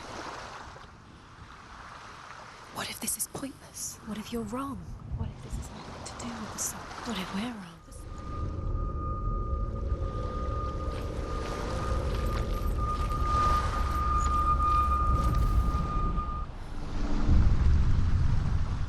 I saw once a plague strike northern lands of ice.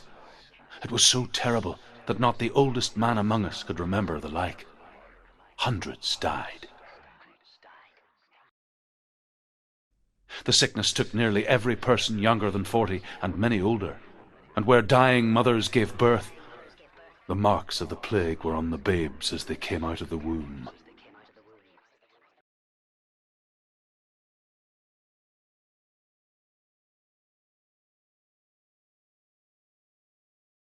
Where are we?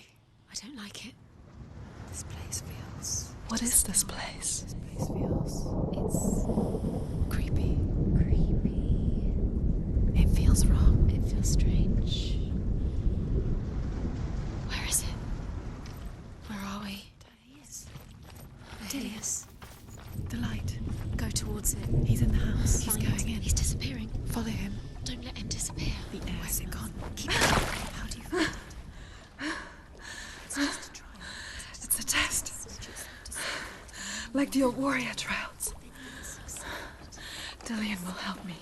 Just one little test to do. The stench of rot. She can almost taste it. Do you smell it? No. Don't worry. Not everyone can. It was a warm spring day when she went to the river with Dillian and the others. But the water. She could taste the rot. But no one else could. She knew something was wrong. Something sinister. She begged them to leave, but they just laughed at her.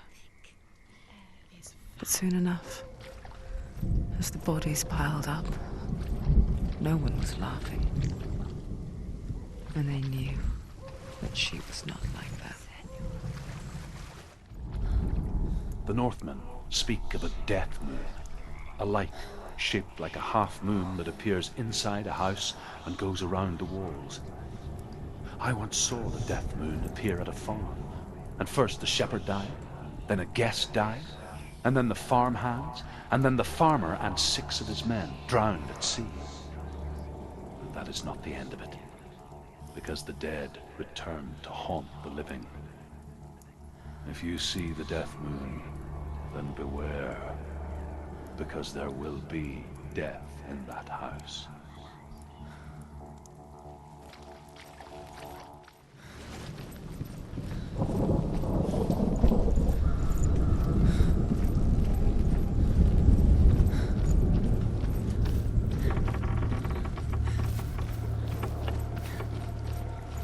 Senua! Come to me! Where are you? I'm here! I'm right here! Are you in there? You have to find Come him. out if you are. Focus. The runes. Focus the runes. There was a Northman called Grettir, big, red-haired, immensely strong, but he was afraid of the dark. It happened one night that an undead creature came to his house to drag him outside into darkness and kill him. He resisted with every ounce of his strength. He clung to the doorframe, but it gave way, and they spilled out of the house, and the monster fell back, and the moon shone down on its ghastly face. Grettir, terrified, cuts off its head, but is cursed forever. From that moment on, wherever he was, he would see those hideous eyes staring back at him. Sometimes we allow our own fear to haunt us to our grave.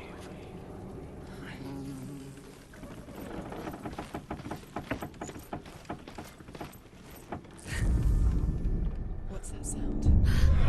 Dillian! They're coming for me! There's too much. Someone's calling you. Someone's calling you. What's Dillian? Please. You can hear Dillian. It's Dillian. Go to him. Dillian? Go to him. He's trying to save...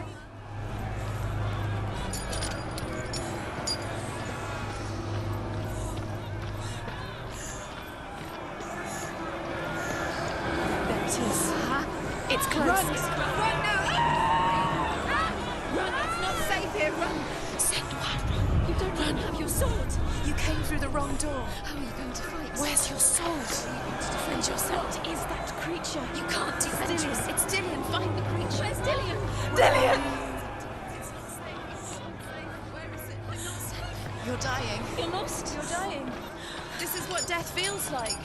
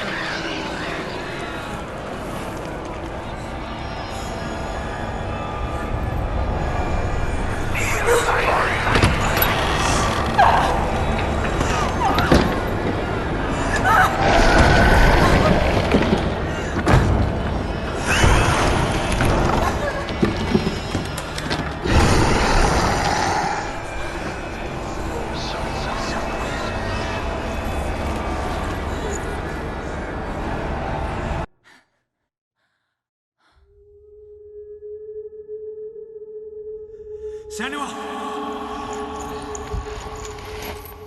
Senua! What happened? They're blaming me for the plague. They say that I'm cursed. What if they're right? How would they know such a thing? Are they gods? None of us are. They're just people.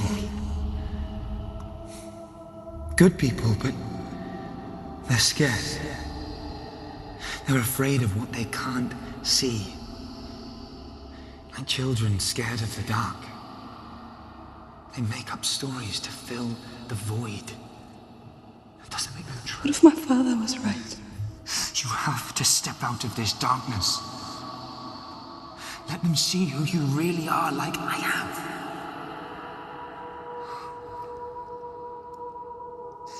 You're not a monster.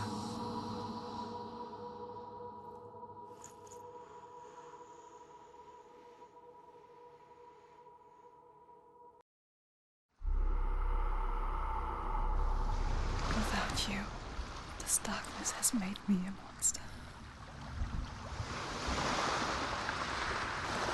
Killing you would be too easy. They're taking your memories to torture you. They're taking you inside. You're disappearing one minute.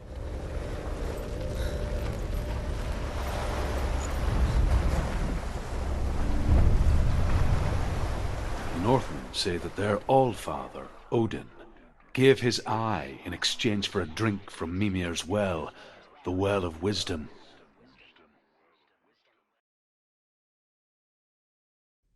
In blindness there can be wisdom. Only by giving can you receive in return.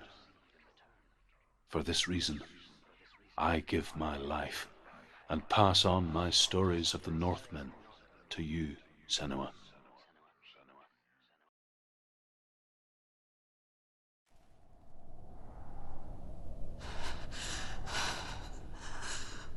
Where am I? I can't see.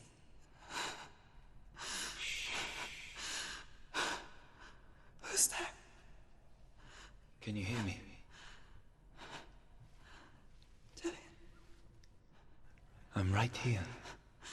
Can't you see me? No. Help me. Breathe slow. It's the darkness. Stay still. Empty your thoughts.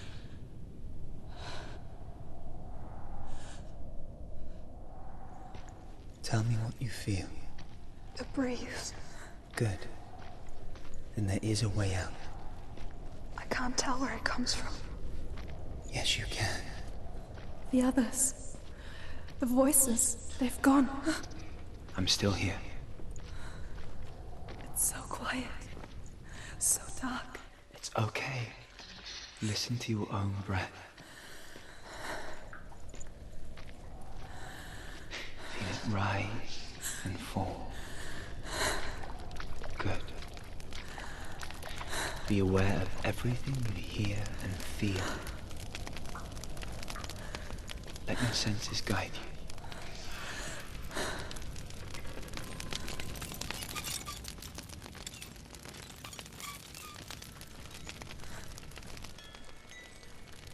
I can't go on. Dillian? Find a way. I'm not leaving you here.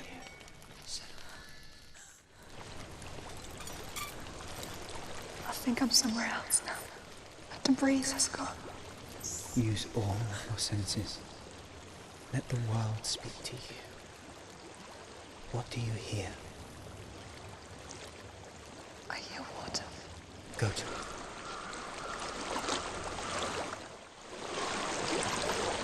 It's reached the water. Good. That's your way out. Follow it upstream.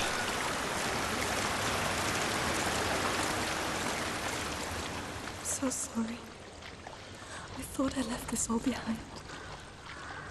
Don't be sorry. It's not your fault. He was right. It's inside of me. It won't let me go. Senua. My father. He taught me that the hardest battles are fought in the mind, not the sword. You're no coward. You proved that to me in the warrior tribe.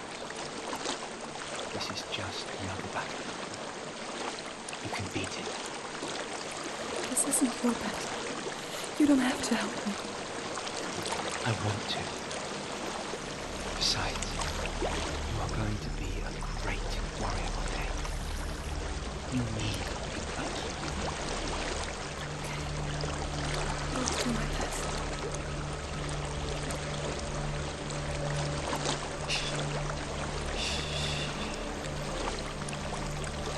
I know what you're thinking.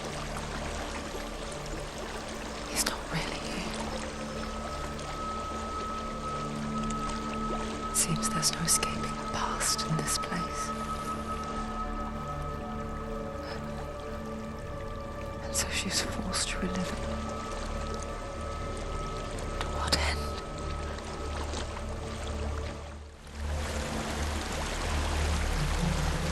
There's a water.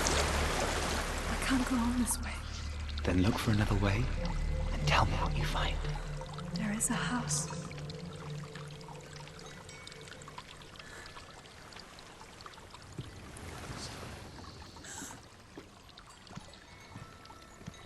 I don't know what's inside. Don't be afraid.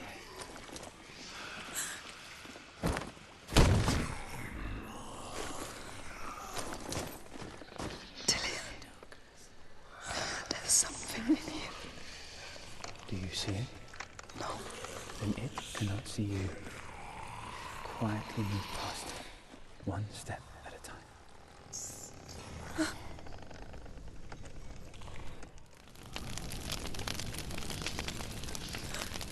It's not following me.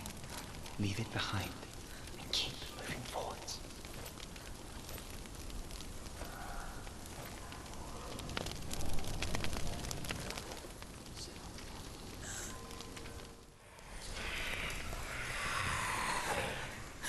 There's more of them. I think they're moving. You're breathing too fast. I'm scared. Listen to the sound of your breath. In and out. In and out.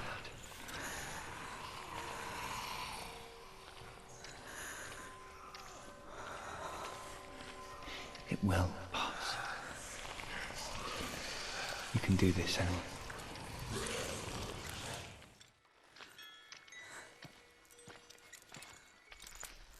I think I'm in a house.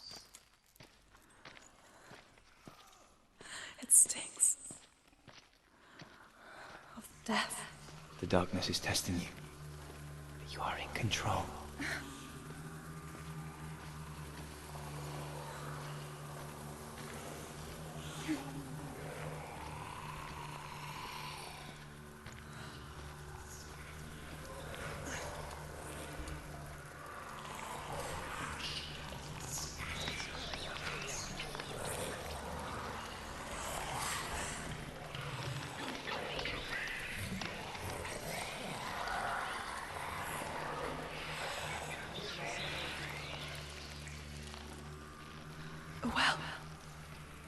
There's a well. Don't turn back. You're getting close.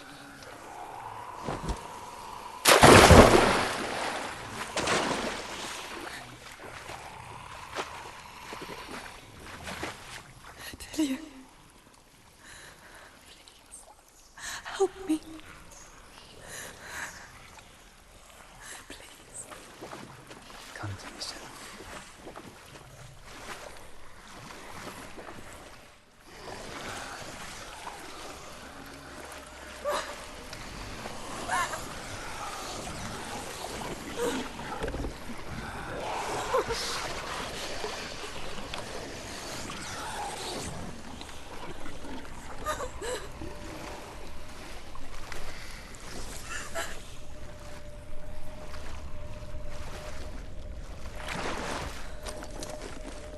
Dillian. Is that you? I can see a light. Yes, I can see you too.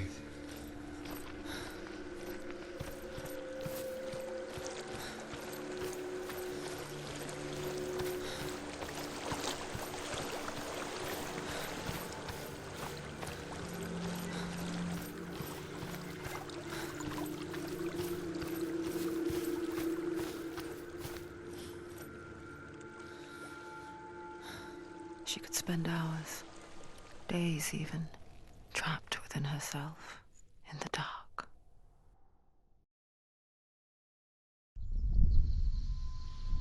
You see me? Yes. Your eyes were open, but you were gone. And when it finally let her go, she could be anywhere, with no memory of how she got there. When it comes for me, I have no power over it. But here, for the first time, someone was there to help. But I heard your voice. You brought me back. You found your own way back. All you needed was a little help. A little hope.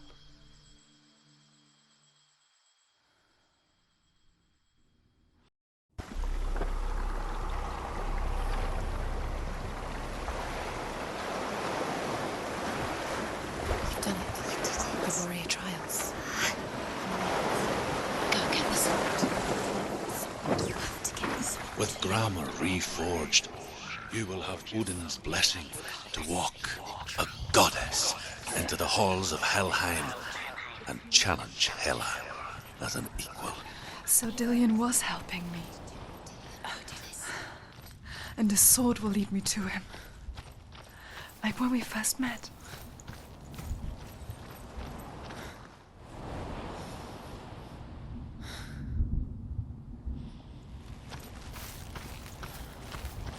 Dillian gave her the strength to pass the warrior trials, and she saw a way out. To leave her past behind and become a warrior in Dillian's clan. Go back. It's not safe. The sword is tainted by the gods of darkness. Leave it. No. He left it here. He wants me to take it. You will pay a price for this.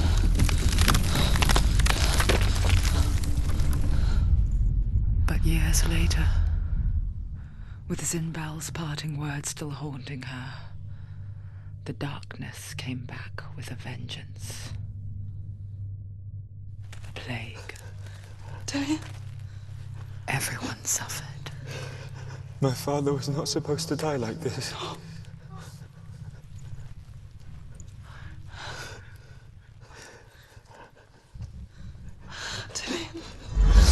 Do you see it clearly now, Senua? The suffering you've caused. This is your fault. You brought this plague to us! You have blood on your hands!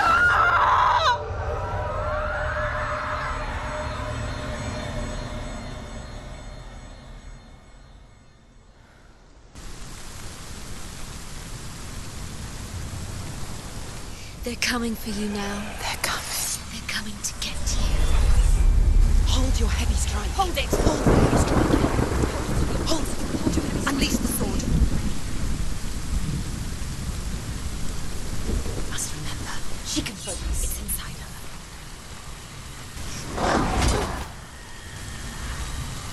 The main focus is building. It's building. There's nowhere to run to. In the sea of corpses, the corpse waved through itself over the ones I loved. The ship broke up under them. The ship that had sailed from the land of shining fields. Their memorial stone is sacred. Come not here in the sun. Come not with a sword. Come not crying over a naked corpse. Come not with disturbed mind.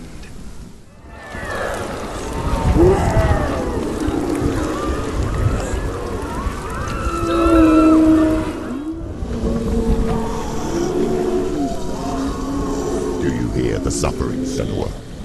Does your precious gift of sight let you see the souls that rot here in this sea of corpses? Do you feel the blood running cold on your skin? Do you hear their endless cries? Do you smell their putrid wounds? They were once brothers, sisters, and loved ones. And look at what you have done to them. All because you were a coward, because you ran from your curse instead of facing it. When you turned your back on your father Zinbel, you turned your back on the gods and let the darkness wreak havoc on your people. Why must they pay for your heresy?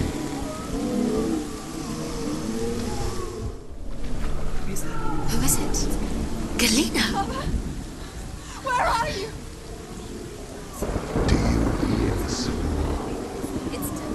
Do you hear the voice of your mother, Galena? She calls for you, Senua. Go to her. Answer her pitiful call.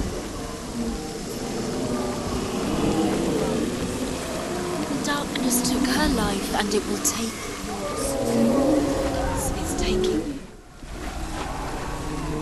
Mother! I need you! Help me!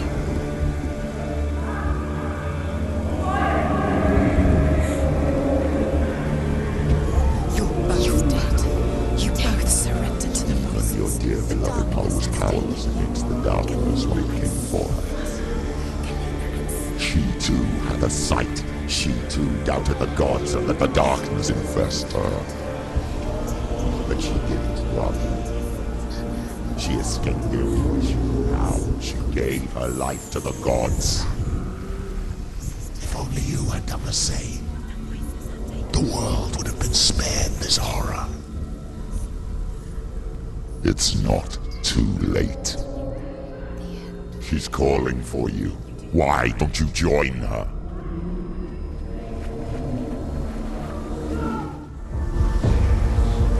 Why do you still fight on? Maybe you too should suffer with your brethren in this rot and let your blood seep into the seas, the rivers of hell.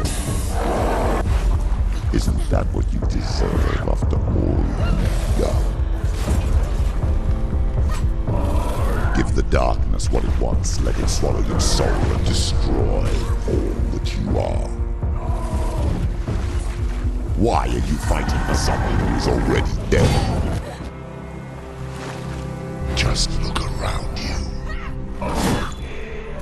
What hope is there for him, even if his soul could be rescued? Do you think he will thank you for what you have done to him, to his friends, to his father?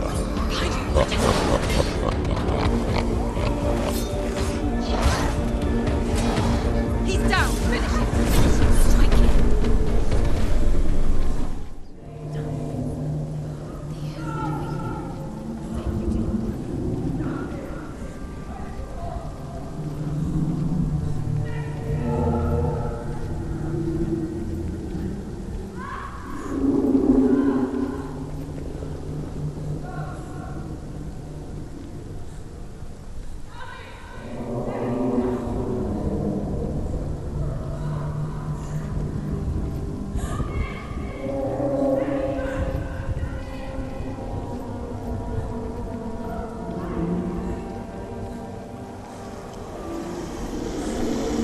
can't fight it anymore. Not on my own. Where are you, Mother? I want to be with you.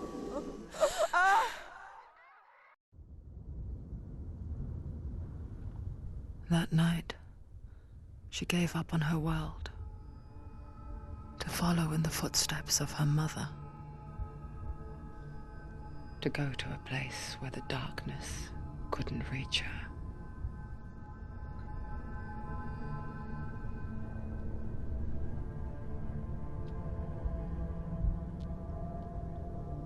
Senua, look at me.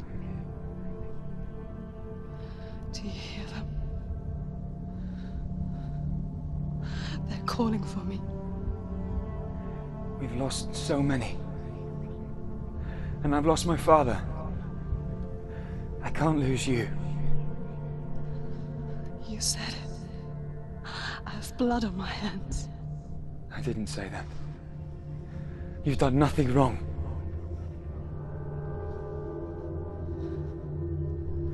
Symbol was right. Everyone will suffer. Symbol is a fake. He is a hateful, bitter liar. He's poison. And his words still haunt you. Who do you trust? Him? Or me? Do you still believe in me, Senua? In us?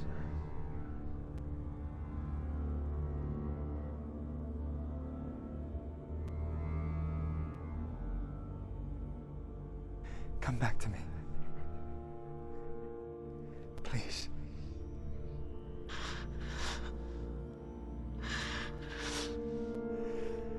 Don't let this darkness come between us.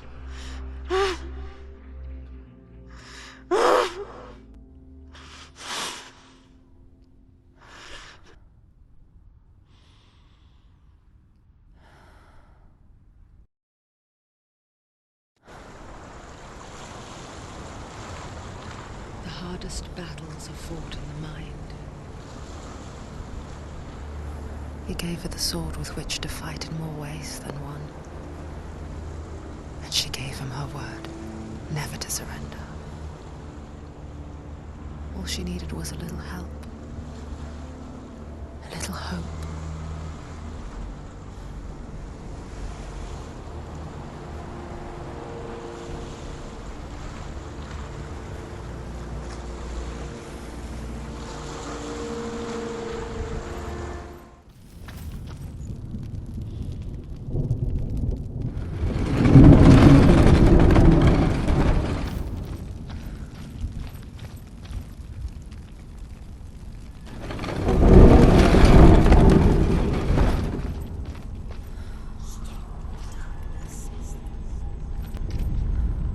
I will tell you of a great hero named Sigurd, son of Sigmund, no less. Born after his father's death, Sigurd is cared for by the dwarf Rain. But Rain does not love the boy. Instead, he plans to use him for his own ends. You see, Rain's father possessed a great treasure given to him by the gods. But Rain's brother, Fafnir, killed his father and took the gold all for himself. Fafnir hid the treasure out on a heath and could not leave it. And from the evil in his heart, he turned into a dark creature. A dragon.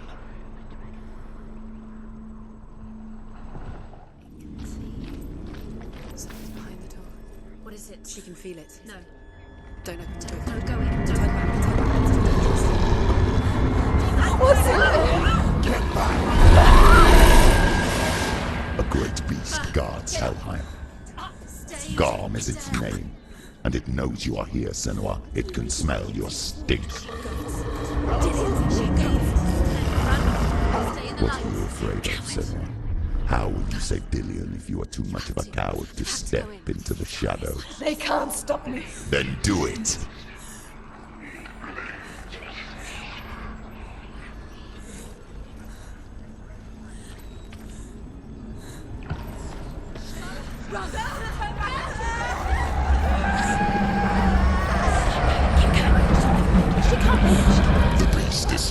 you from the shadows. Your sword is useless here.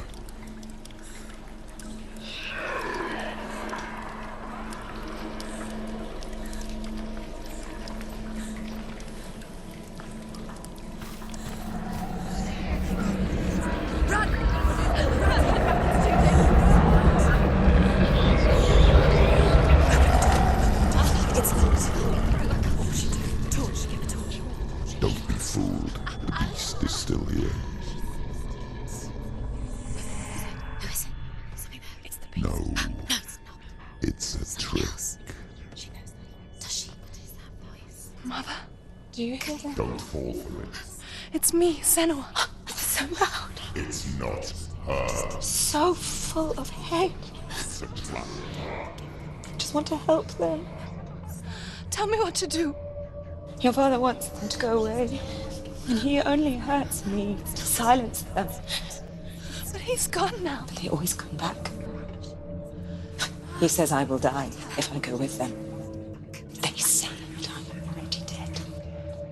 No, They want me with them. Stop! That's why they crawl through the walls. Don't listen Do you to them. see them?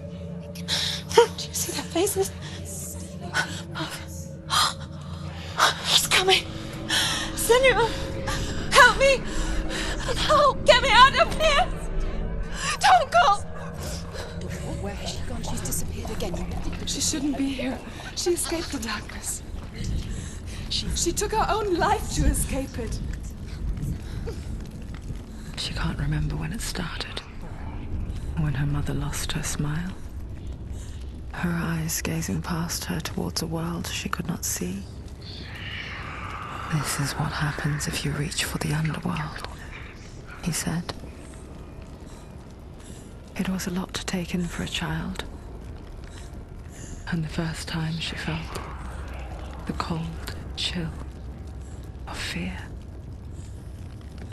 I don't talk much about her father, Sinbel. I suppose I just didn't want to risk upsetting her. But it doesn't matter now, does it?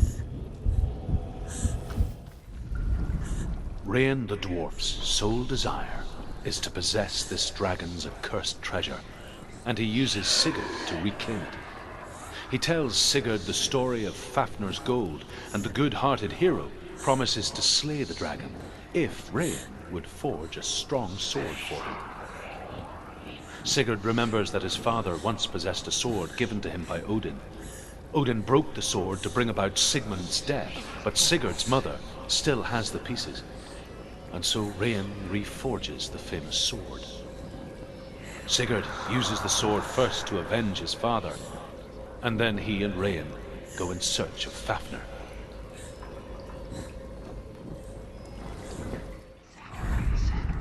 The dragon Fafnir is so large and deadly that it would be impossible to kill him face to face. But each day, Fafnir crawls across the heath to find water. So Sigurd digs a pit in the dragon's path and lies in wait in it. When Fafnir slithers overhead, Sigurd sinks his sword into the dragon up to the hilt.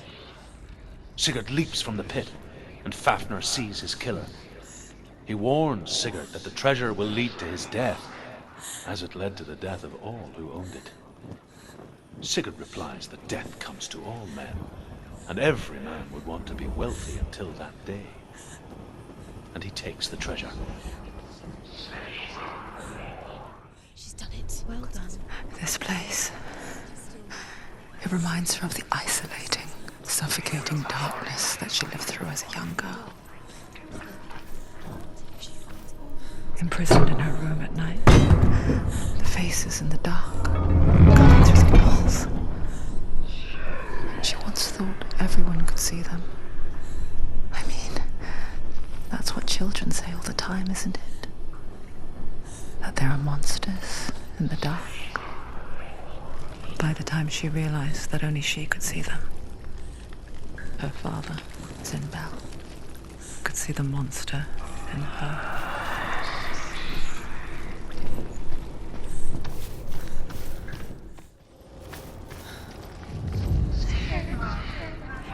You have all the runes. Do you feel it? The beast is crawling into your mind, searching for weakness. It found your mother and used her to trap you in here. Did you see her die? I don't remember. I was only 5. They told me she escaped the darkness, that she's with the gods. But what if they lied? What if the darkness took her and trapped her here? Stupid girl. Where is she? She's gone. It's a trap. The beast is coming. Stupid beast. Run away from the beast!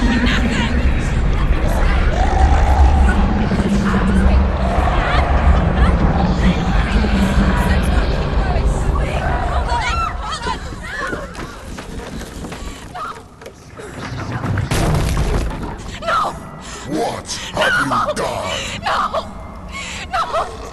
You've lost him! It's over! The darkness is back. You've lost him. You've lost him.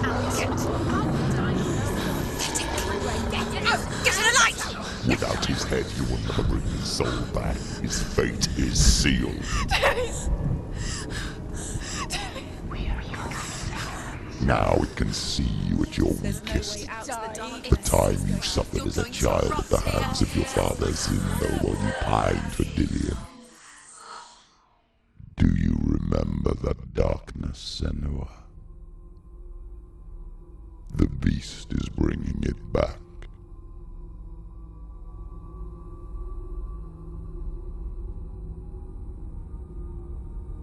Mother, why did you leave me? This darkness, it's spreading.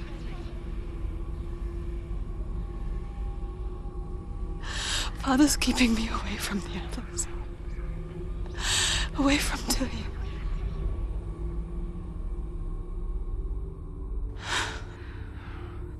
I won't give up. I'm not going to rot in here.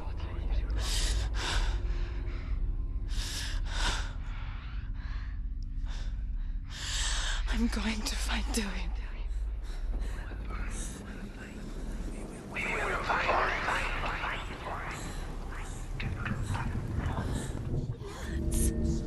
Although Sigurd kills the dragon, Rain wants to keep Fafnir's gold all for himself. Rain also wants the strength and wisdom of the dragon, so he drinks its blood and asks Sigurd to roast Fafnir's heart for him. Sigurd does so, but when he touches the roasted heart to see if it is done, he burns his finger.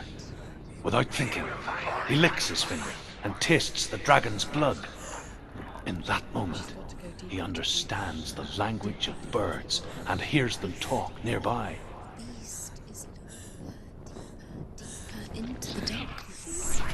Sigurd's newfound power lets him hear the birds speak, and they say, Sigurd should eat the heart himself. Rain wants Fafnir's gold. Sigurd should kill Rain before Rain kills him. Sigurd should find Brynhild the Valkyrie, who sleeps an enchanted sleep. Sigurd heeds the bird's advice. He kills Rain, eats Fafnir's roasted heart, and takes Fafnir's treasure. And he embarks on a new quest, to ride to Hinderfell and find Brynhild the Valkyrie.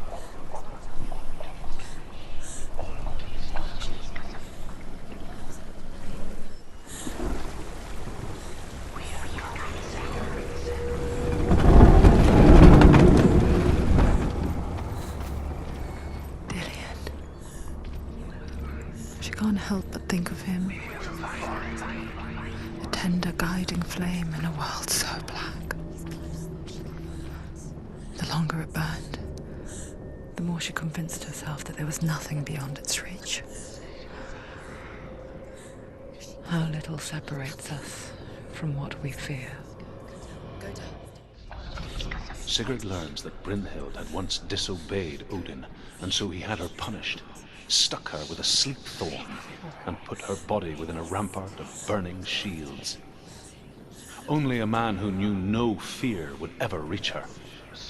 But like me, Sigurd is fearless and passes through the flames, just as I did, and wakes the sleeping warrior girl.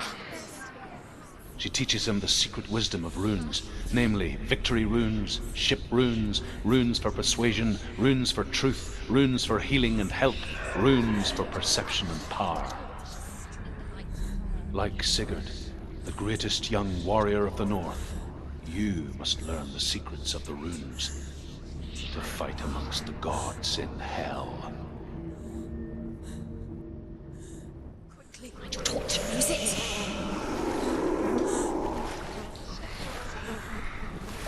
Come back to me. Come back. Do you hear me? I hear you. Come back to me, son. I'm coming for you. Follow my voice. I'm coming. Come back. We are coming.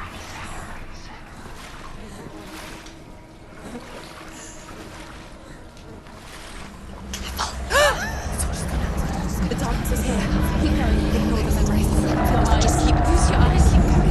I can't read. The light is on. Dillian, can you see the light? There it is. Dillian, I see you. The beast has Dillian. No! It's time. You're not taking it from me. I warned you, Senua. I can smell your... No! You betrayed your god. I am leaving with him. You turned your back on me.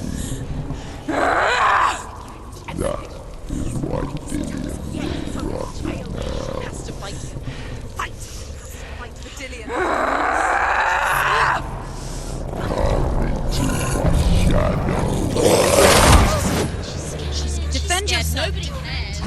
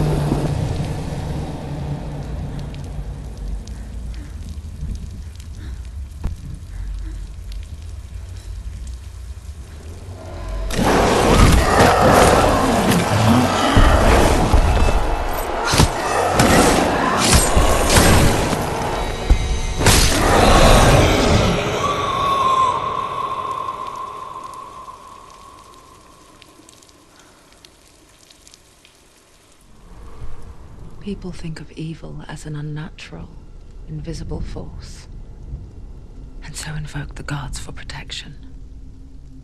But evil can come from the hand behind the gods. A familiar hand, cold and cruel. He tried to fix her with his rituals, kept her trapped in that hole. She couldn't say which was worse. The darkness, or the monster that her father had become. She couldn't fight them both. And so she left, headed for the one ray of light that shone down on her. If she had stayed, she wouldn't have survived. But maybe Dillian would still be alive. I'm so sorry, my love.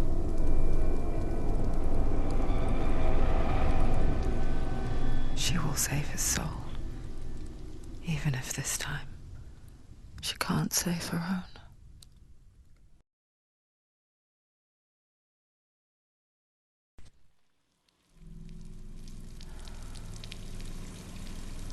Forgive me, Senua. I know you have no reason to trust me anymore. Shadow, listen. But believe this, it was my mission to make you hate, to hate the darkness with a passion so great it would focus your mind on this quest. For without it, I fear you would have let go as slack.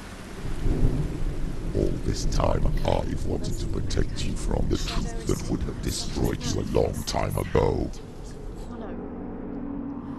But you have conquered your darkness at every turn. You deserve to see behind the veil of darkness. Then take me to He the wants mountain. her to trust him. As deep as we can go. I won't stand in your way. She has to trust him. You will not survive what is in there. I know. What else can she do? Nothing. She doesn't want to turn. She has nothing. She has nothing left. She's come this far. She wants to go forward.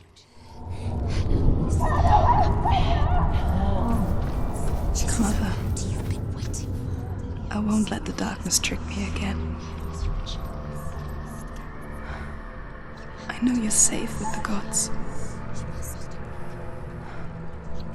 I can feel Hela's gaze, searching for secrets inside of me. Secrets that even I can't see. I'm not here to fight my past.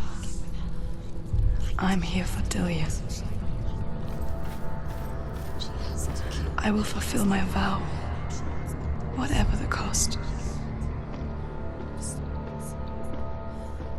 No, she can't. It's too dangerous. Too weak. The Northmen say the world will come to an end. They call this Ragnarok, the destiny of the gods. First, there will be a terrible winter, 3 years long. Then, mankind will turn on itself. Brothers will fight each other to the death, and people will forget what they owe their kindred. Times will be hard. Crimes will be great. It will be an age of axes and swords. The wind will blow through abandoned halls. Wolves will walk where children played. The world will fall into ruin.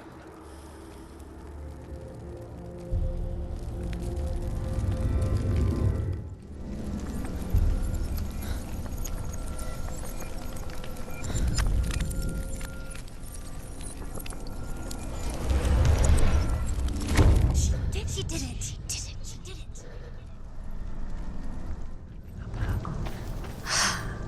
She can find her. She can find her at Ragnarok. She can see it. The bridge. She can't cross the bridge. It's broken. She has to fix it. It's too dangerous. She's done it before. You have to fight her. Be powerful. The final battle. Get his soul back. It's the final task. Yes, it is. This isn't just a broken bridge, is it? Mother, you showed me how to see further.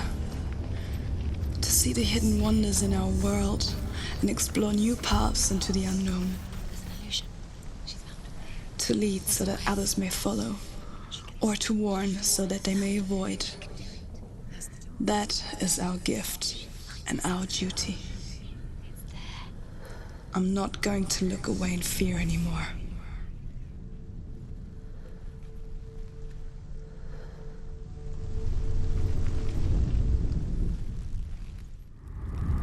The Northmen say the gods will fight their last battle at Ragnarok. Their watchmen will blow the horn that can be heard through the whole world. And Odin will speak with the severed head of Mimir, which gives him good counsel.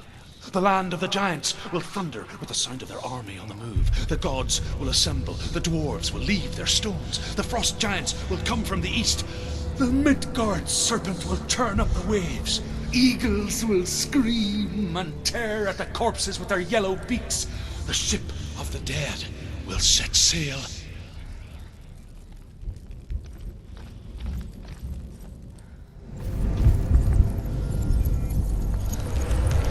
She can do it. She can do it. She can still see the secrets. The Northmen say that at Ragnarok the gods will face a ship full of their foes, which Loki has steered to Asgard. It carries the fire giants, the wolf that will eat the sun, and all kinds of dark creatures. Surt will join them with his sword of fire. The cliffs will crash, trolls will walk the land, men will tread the road to hell, and the heavens will split open.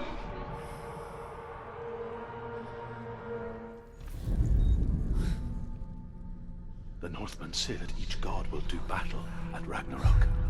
Odin will fight the monstrous wolf and be killed, but his son will avenge him and plunge his sword into the heart of the beast.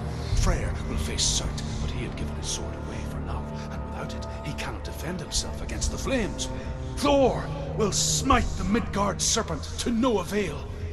The sun will grow black, the earth will sink into the sea, the stars will disappear, fire and water will meet, steam will shoot up, flames will play against the sky, the heavens and earth and all the world will be burned, all the gods will be dead, and the warriors of Valhalla and the people everywhere.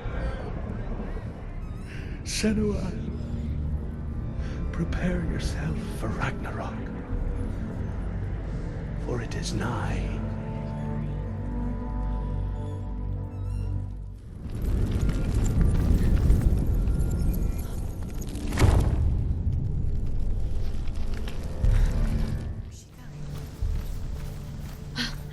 She's getting closer to Hela.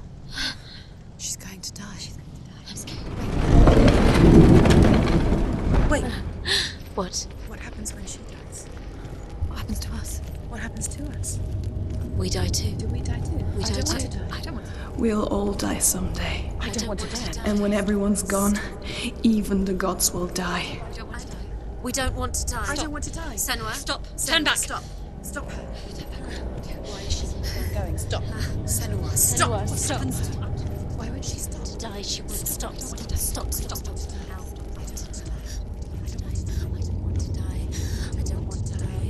I don't want to die. I'm sorry. I didn't ask you to be a part of me. If you don't want to die with me, then leave me alone. Stop. I don't want to die. Please stop. Please stop. Please stop. Please stop. Please stop. Please stop. Please stop. You'll never come back if you go there. There is nothing to go back to. We only have each other now. Don't abandon me. Everyone suffers. They were right about me. Listen to me, not them. They were afraid. Like children scared of the dark. So was I. They made up monsters to fill the void. That doesn't make them real. They made them real. No!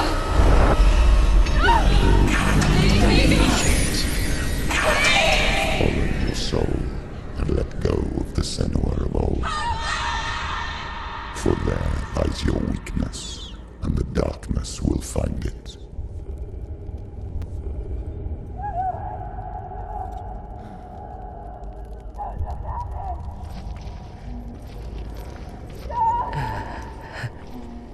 It's not like the old stories, is it? The noble warrior facing evil in search of victory and honor. Clear dividing lines. No. Oh, this place is not quite like that. It's as if it knows that true torment lies within. Memories you cannot defeat, cannot escape. This is her hell.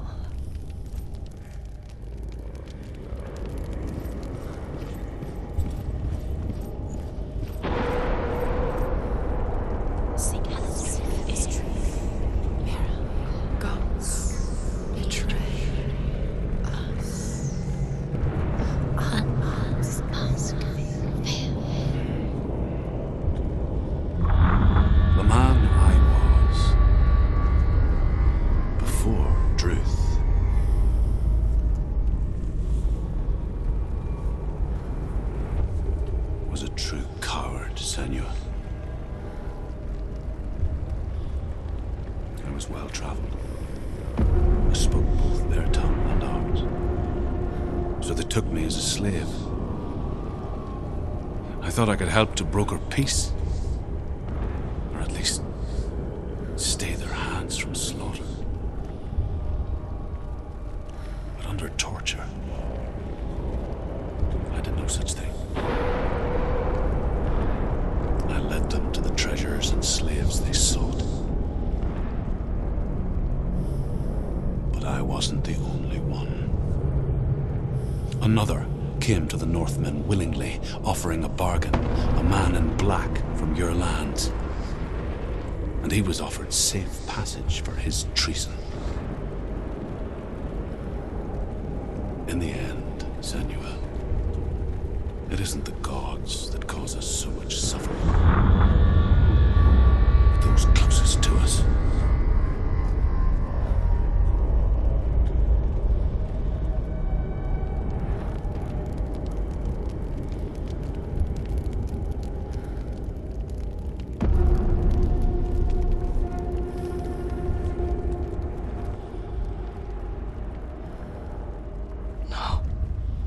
I'm here for Dillian.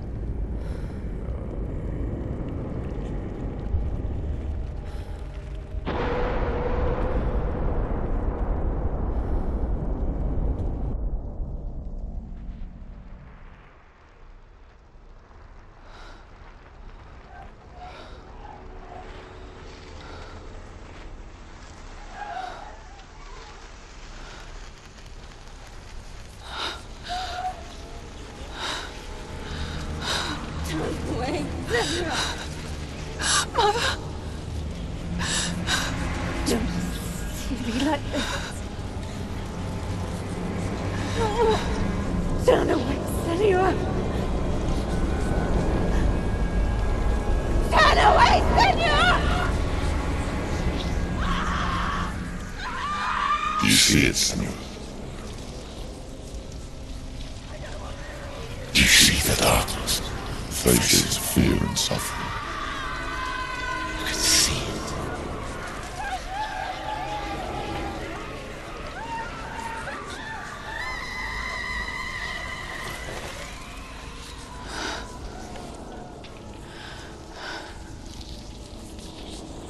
I remember it clearly now.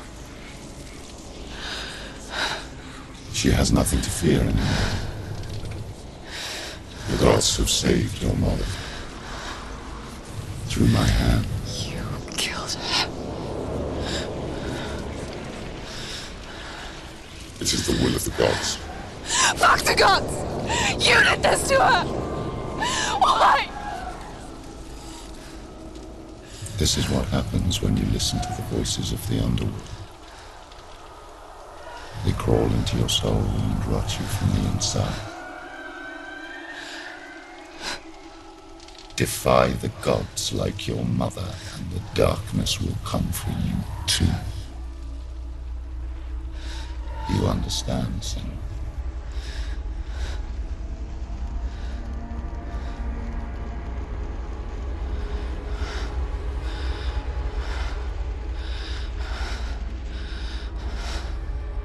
I do understand.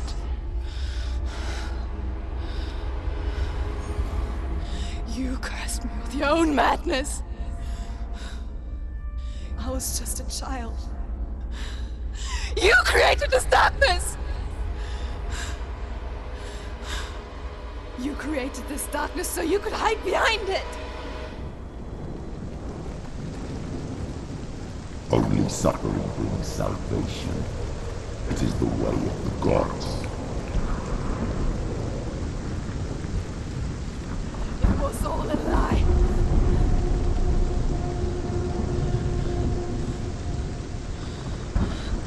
You are a lie! She didn't defy the gods. She defied you. And so you killed her. You didn't pray to the gods. You prayed to your mother. Your mother, who was too weak to fight the darkness and abandon you. You tortured her. You killed her! You are the darkness!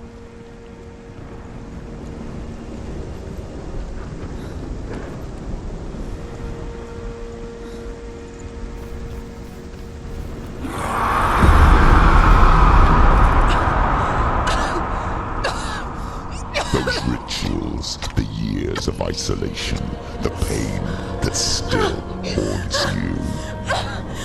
It was the only way to fight the curse within you. You're a liar. The darkness is inside you. Let me destroy you. You're a liar! No, Senua. The darkness is here. You cannot wish it away. And it will watch as you draw your last dying gasp. I won't let you kill me! Ah! I can see through your darkness! You're a liar and a murderer! And if you really are Hela, then I have a sword here that can kill a god!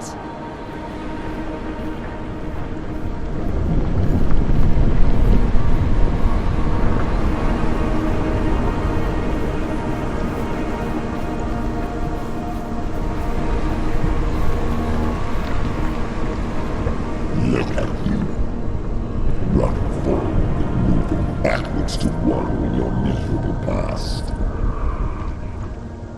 You're making a mistake searching for Dillion. The same mistake that killed him in the first place.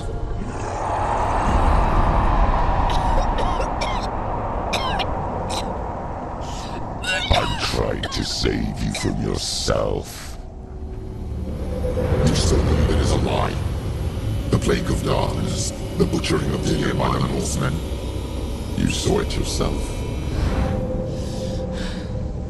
You told everyone I was cursed. They believed you. I believed you. Tell me, Senua, where is Dillion's soul if the darkness is a lie? How you saved her?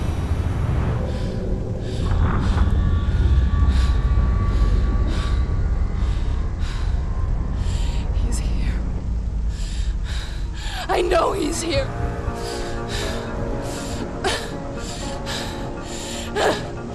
Dillion, I know you're here. Hold on. I'll find you.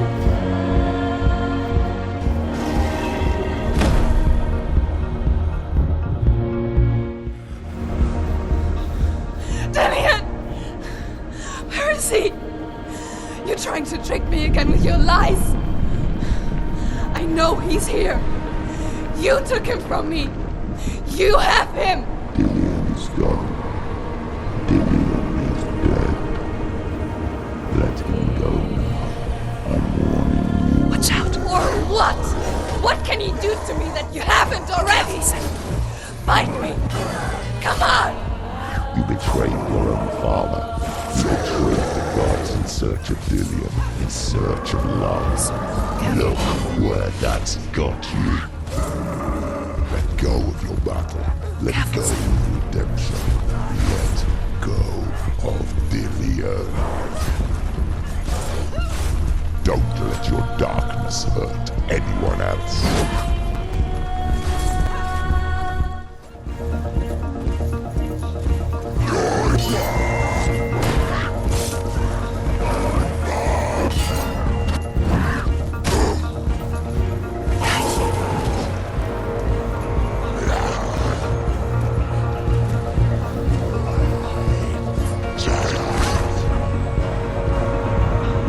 Let go, Senua. Let go of your battle.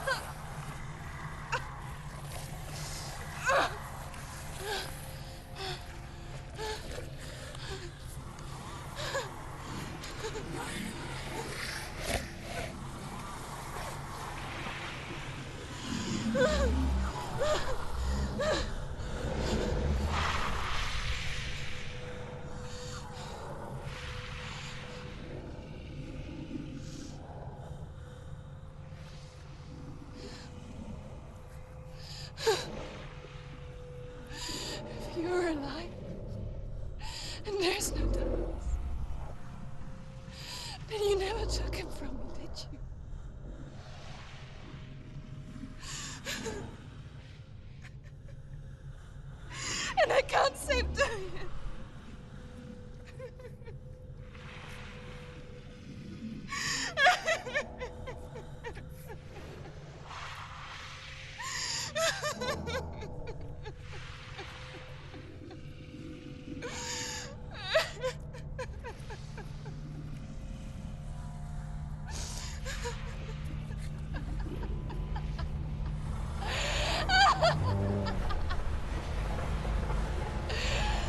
Is that what you want me to believe?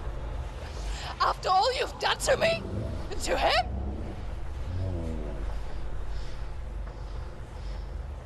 You're not a lie, but you're a liar! You crawled into me to confuse me and deceive me. But I know it. I know you have him.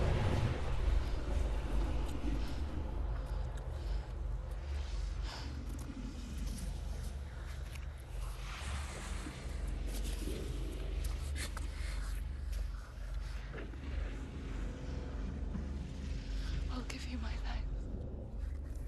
That's what you want, isn't it? My soul. Take it.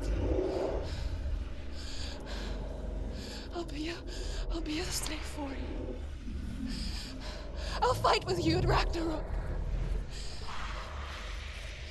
If you release it.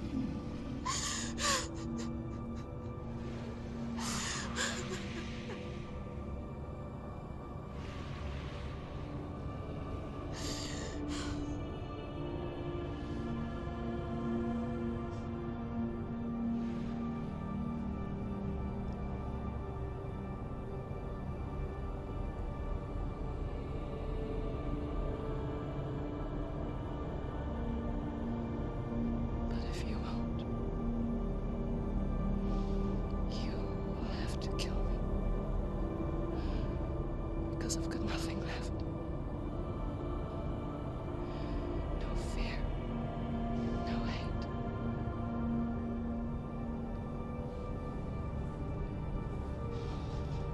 No quest.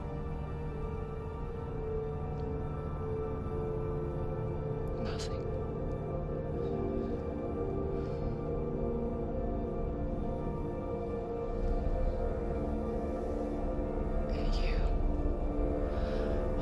No power over me.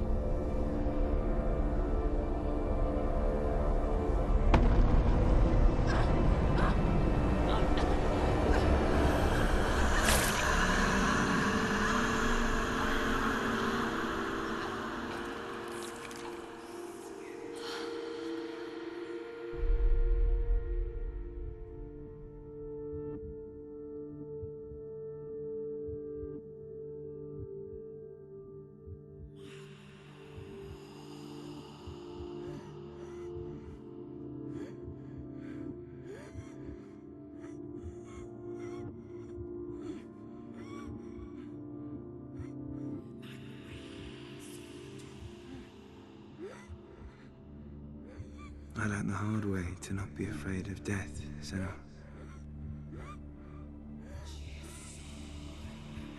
Because a life without loss is one without love.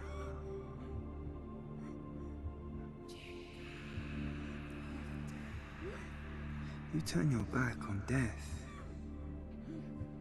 and all you can see is the shadow that it casts.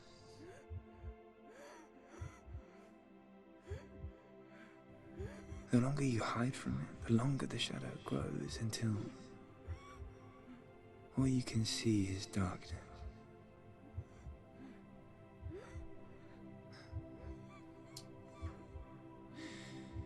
When our time comes, We must look death in the eye and embrace it as a friend.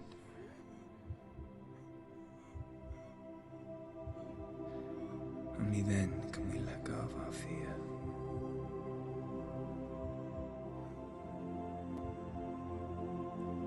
And emerge from our darkness.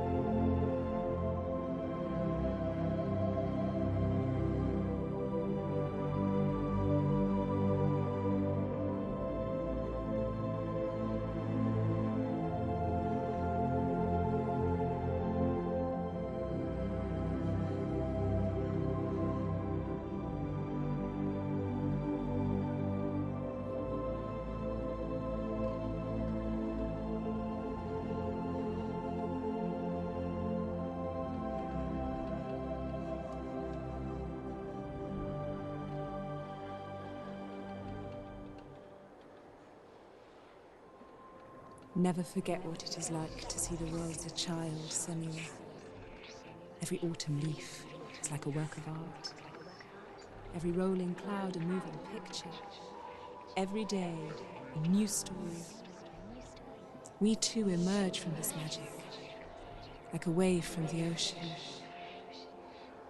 only to return to the sea.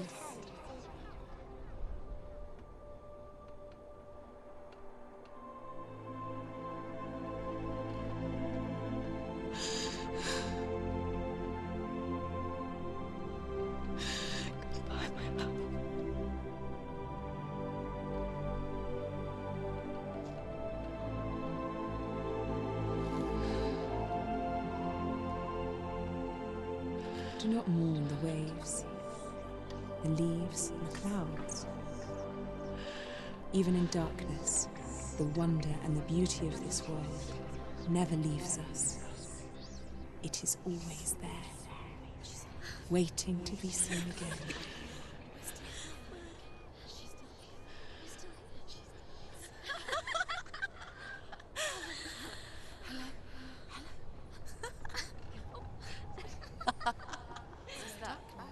Oh no. Oh. It's the rot. The darkness is back. The darkness is working.